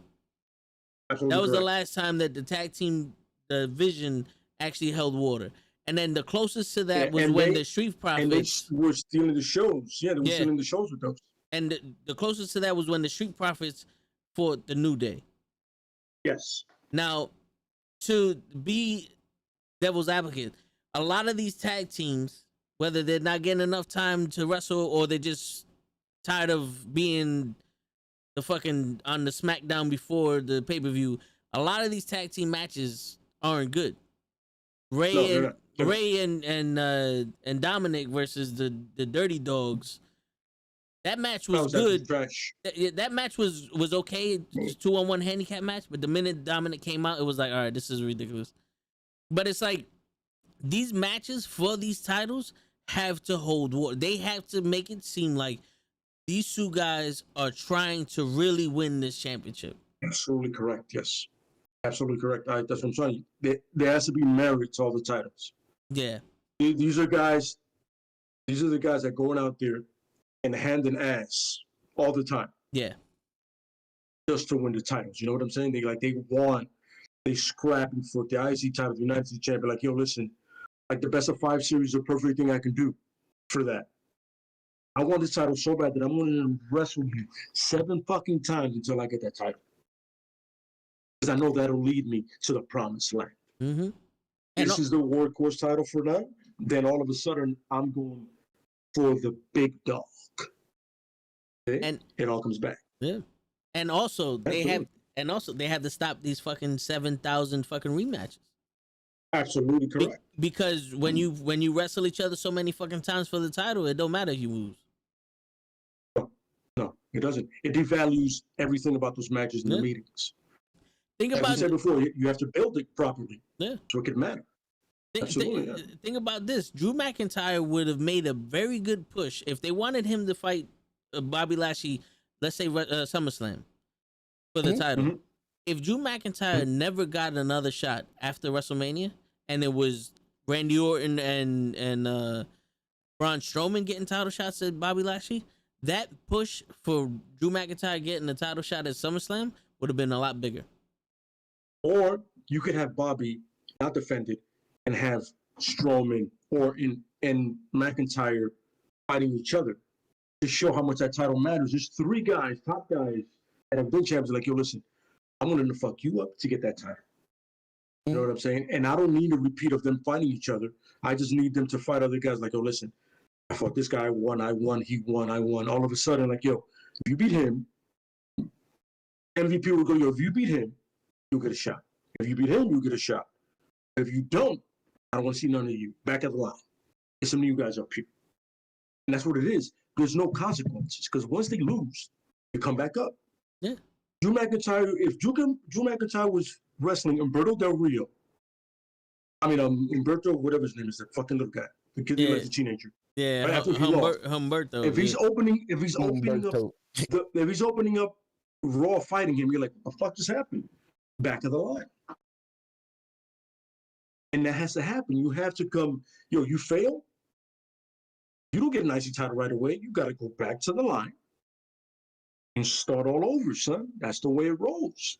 Yeah. And so, like, if I lose and I get two title champs, two opportunities back to back, I go, what the fuck is the point of me losing? How does that matter? Yeah. And that also gives you a chance to redefine your character. Absolutely correct. Yeah. Because when you come back from adversity, it shows how you handle adversity. Absolutely. And that's something people can get behind. Because the main reason for wrestling is to draw you in. Yes. As a fan, at least for me, is to draw me in. No, absolutely. So it's like when Austin lost the title or lost whatever, he came back with a vengeance, but it was always like, yo, how is he going to bounce back from this? And it wasn't every week he had a title shot. He went with that whole, yo, listen, I need to win that title. I'll do whatever it takes to win that title. He got a one-on-one, he got a tag team match with The Rock. Well, he was The Rock's partner, not against him. But he had to be also like, yo, I got to protect this guy in order to beat him. Yeah. That's fucking genius right there. Like, yo, in order for me to beat this guy, I got to make sure he gets to WrestleMania. So he would come and break up the ass whoopings for The Rock. He would come down like, yo, listen, you can't fuck this nigga up because I want to fuck him up to win the title. And that's what matters. It's like, yo, I'm protecting this guy for the sense of, yo, I'm the one to beat him, not you. You guys are burgers. This is between me and him. And nobody else. And the biggest part of that rivalry was that title. Because a lot of the things is like with Big E and Apollo, that Intercontinental Championship means jack shit in that storyline because it's about respect. It's personal. Yeah, it's personal, and it shouldn't be that way. If you want to make a personal match, make it for a non-title. Make it about respecting each other's skills. And then the winner of that program gets the Intercontinental title shot. Absolutely correct. Exactly. You can't make a title match be about respect. It has to be about the title. Yeah. Always. Like I said, Austin flipped his lid like, yo, I need to be champion. You don't understand, Rock. You're not getting it. I need to be champion. So I'll do whatever I have to do to beat you for it, not anybody else. This is our thing. Yeah. I need to beat you, so I will protect you. I mean, it'll be 5-on-1. I'll come down and I'll help you out. And I want you to understand the only person going to beat you for the title is me. I am. Because I need to be that. I'm that obsessed that I need to be the guy to beat you. So nobody else is going to beat you. I will fuck up your title shots. I will destroy all kinds of shit, but I will never get that shot until you say, you know what? I mean, you have annoyed me enough that we need to do this. Or I'll get on the #1 Contenders Championship after 4 months of building. which leads into WrestleMania. Perfect It writes storyline for a itself year. if you do it right. It writes itself if you do it right. Yeah. Yeah. It's like boxing. When Yeah, absolutely. when Tyson Fury and Deontay Wilder fought each other, it wasn't who was the best boxer. It was like, yo, the linear champion versus the heavyweight champion. Who's gonna be the Absolutely correct, yeah. unified champion? It's always champion versus champion. That's what it Absolutely. is. When you go into MMA, it's like, oh, this is a title eliminator. You know, very rarely do you have this is respect or whatever the fucking case may be. They build it up because they want you to see, because this guy wants to be the champion. Absolutely correct, yes. Conor McGregor took so much shit, not because it was personal, because he was trying to get to that title. Of course, to get the champion to lower his guard and say, "Okay, I'll take you." The problem I is just need lately this been doing dude. that shit. Is Fine. like these guys are like, I'm taking it personal, but I'm also that good. That was Khabib's thing. I'm gonna take it personal, but the problem is, Conor, I'm also that good. I can take it personal and switch it on you, that I can make you eat it. It makes he's your gonna torture worse. Yeah, he's gonna be professional until he got you in that position where now it could be personal. Yeah. Yo, once that cage door closed, he was like, yo, my man, listen, I understand that shit you said about my wife and my religion. Mm-hmm. Now I gotta make it pay. Yeah, you're trapped. You're trapped in here with me. By the way, or one the of fifth the round. worst defeats is getting not getting knocked out cold or getting choked out because you tapped. Out. Little by little. Yeah, You Exhausted. literally said, I've had enough of this. I'm done. And Exhausted. Conor's been tapped out twice and then knocked out by Poirier in a very disrespectful way. Hey, There you go. Once again, it builds, building the tension. nothing worse than Askren losing to a non-fighter. hey, We that's good. a story for another day. Hey, Oh, he got $1 million, so I'll take that. Yeah, no, I'll But take it too. He's Another got it day. too. I hear that. $1 million for 12 seconds. Another day. All right, Because yo, I got you. You're giving me too many questions. Close it up. word. Yeah, get all your questions written down, and then next week we'll be here. But You know what you could do? Close the show up, and in the end, leave me the space, and I'm gonna give you the questions for next week. Some questions. All right, cool. Yo, guys, it's your friendly neighborhood knuckleheads. Signing out is wrestle. What we gonna call the wrestling part of this podcast? The show learns. You know what it is? Show wrestling. Just trying to get all that knowledge in. That's it. Word. Show wrestling. Show wrestling. Just trying to get that knowledge in, and I'm with it. To kill a mockingbird, to teach a show. There you go. The Lay and Toe Wrestling School. Word. And that's the bottom line, because Lay said so. Correct. Good night, everybody. What? I'll be easy. Yeah, be easy. Yo, questions for next week, bro. As you gonna put the finish and all that. You said U.S. Championship. You hate that. I wanted to know if the U.S. champ or the hardcore champ. Which one would you keep? Greatest intercontinental champ. That's another question. As y'all was talking at the end. How you would build your new stars. You spoke about it already. How you would build your new stars as you keep your stars, your current stars in line. Because sometimes you don't want to knock down your stars as you're building your new one.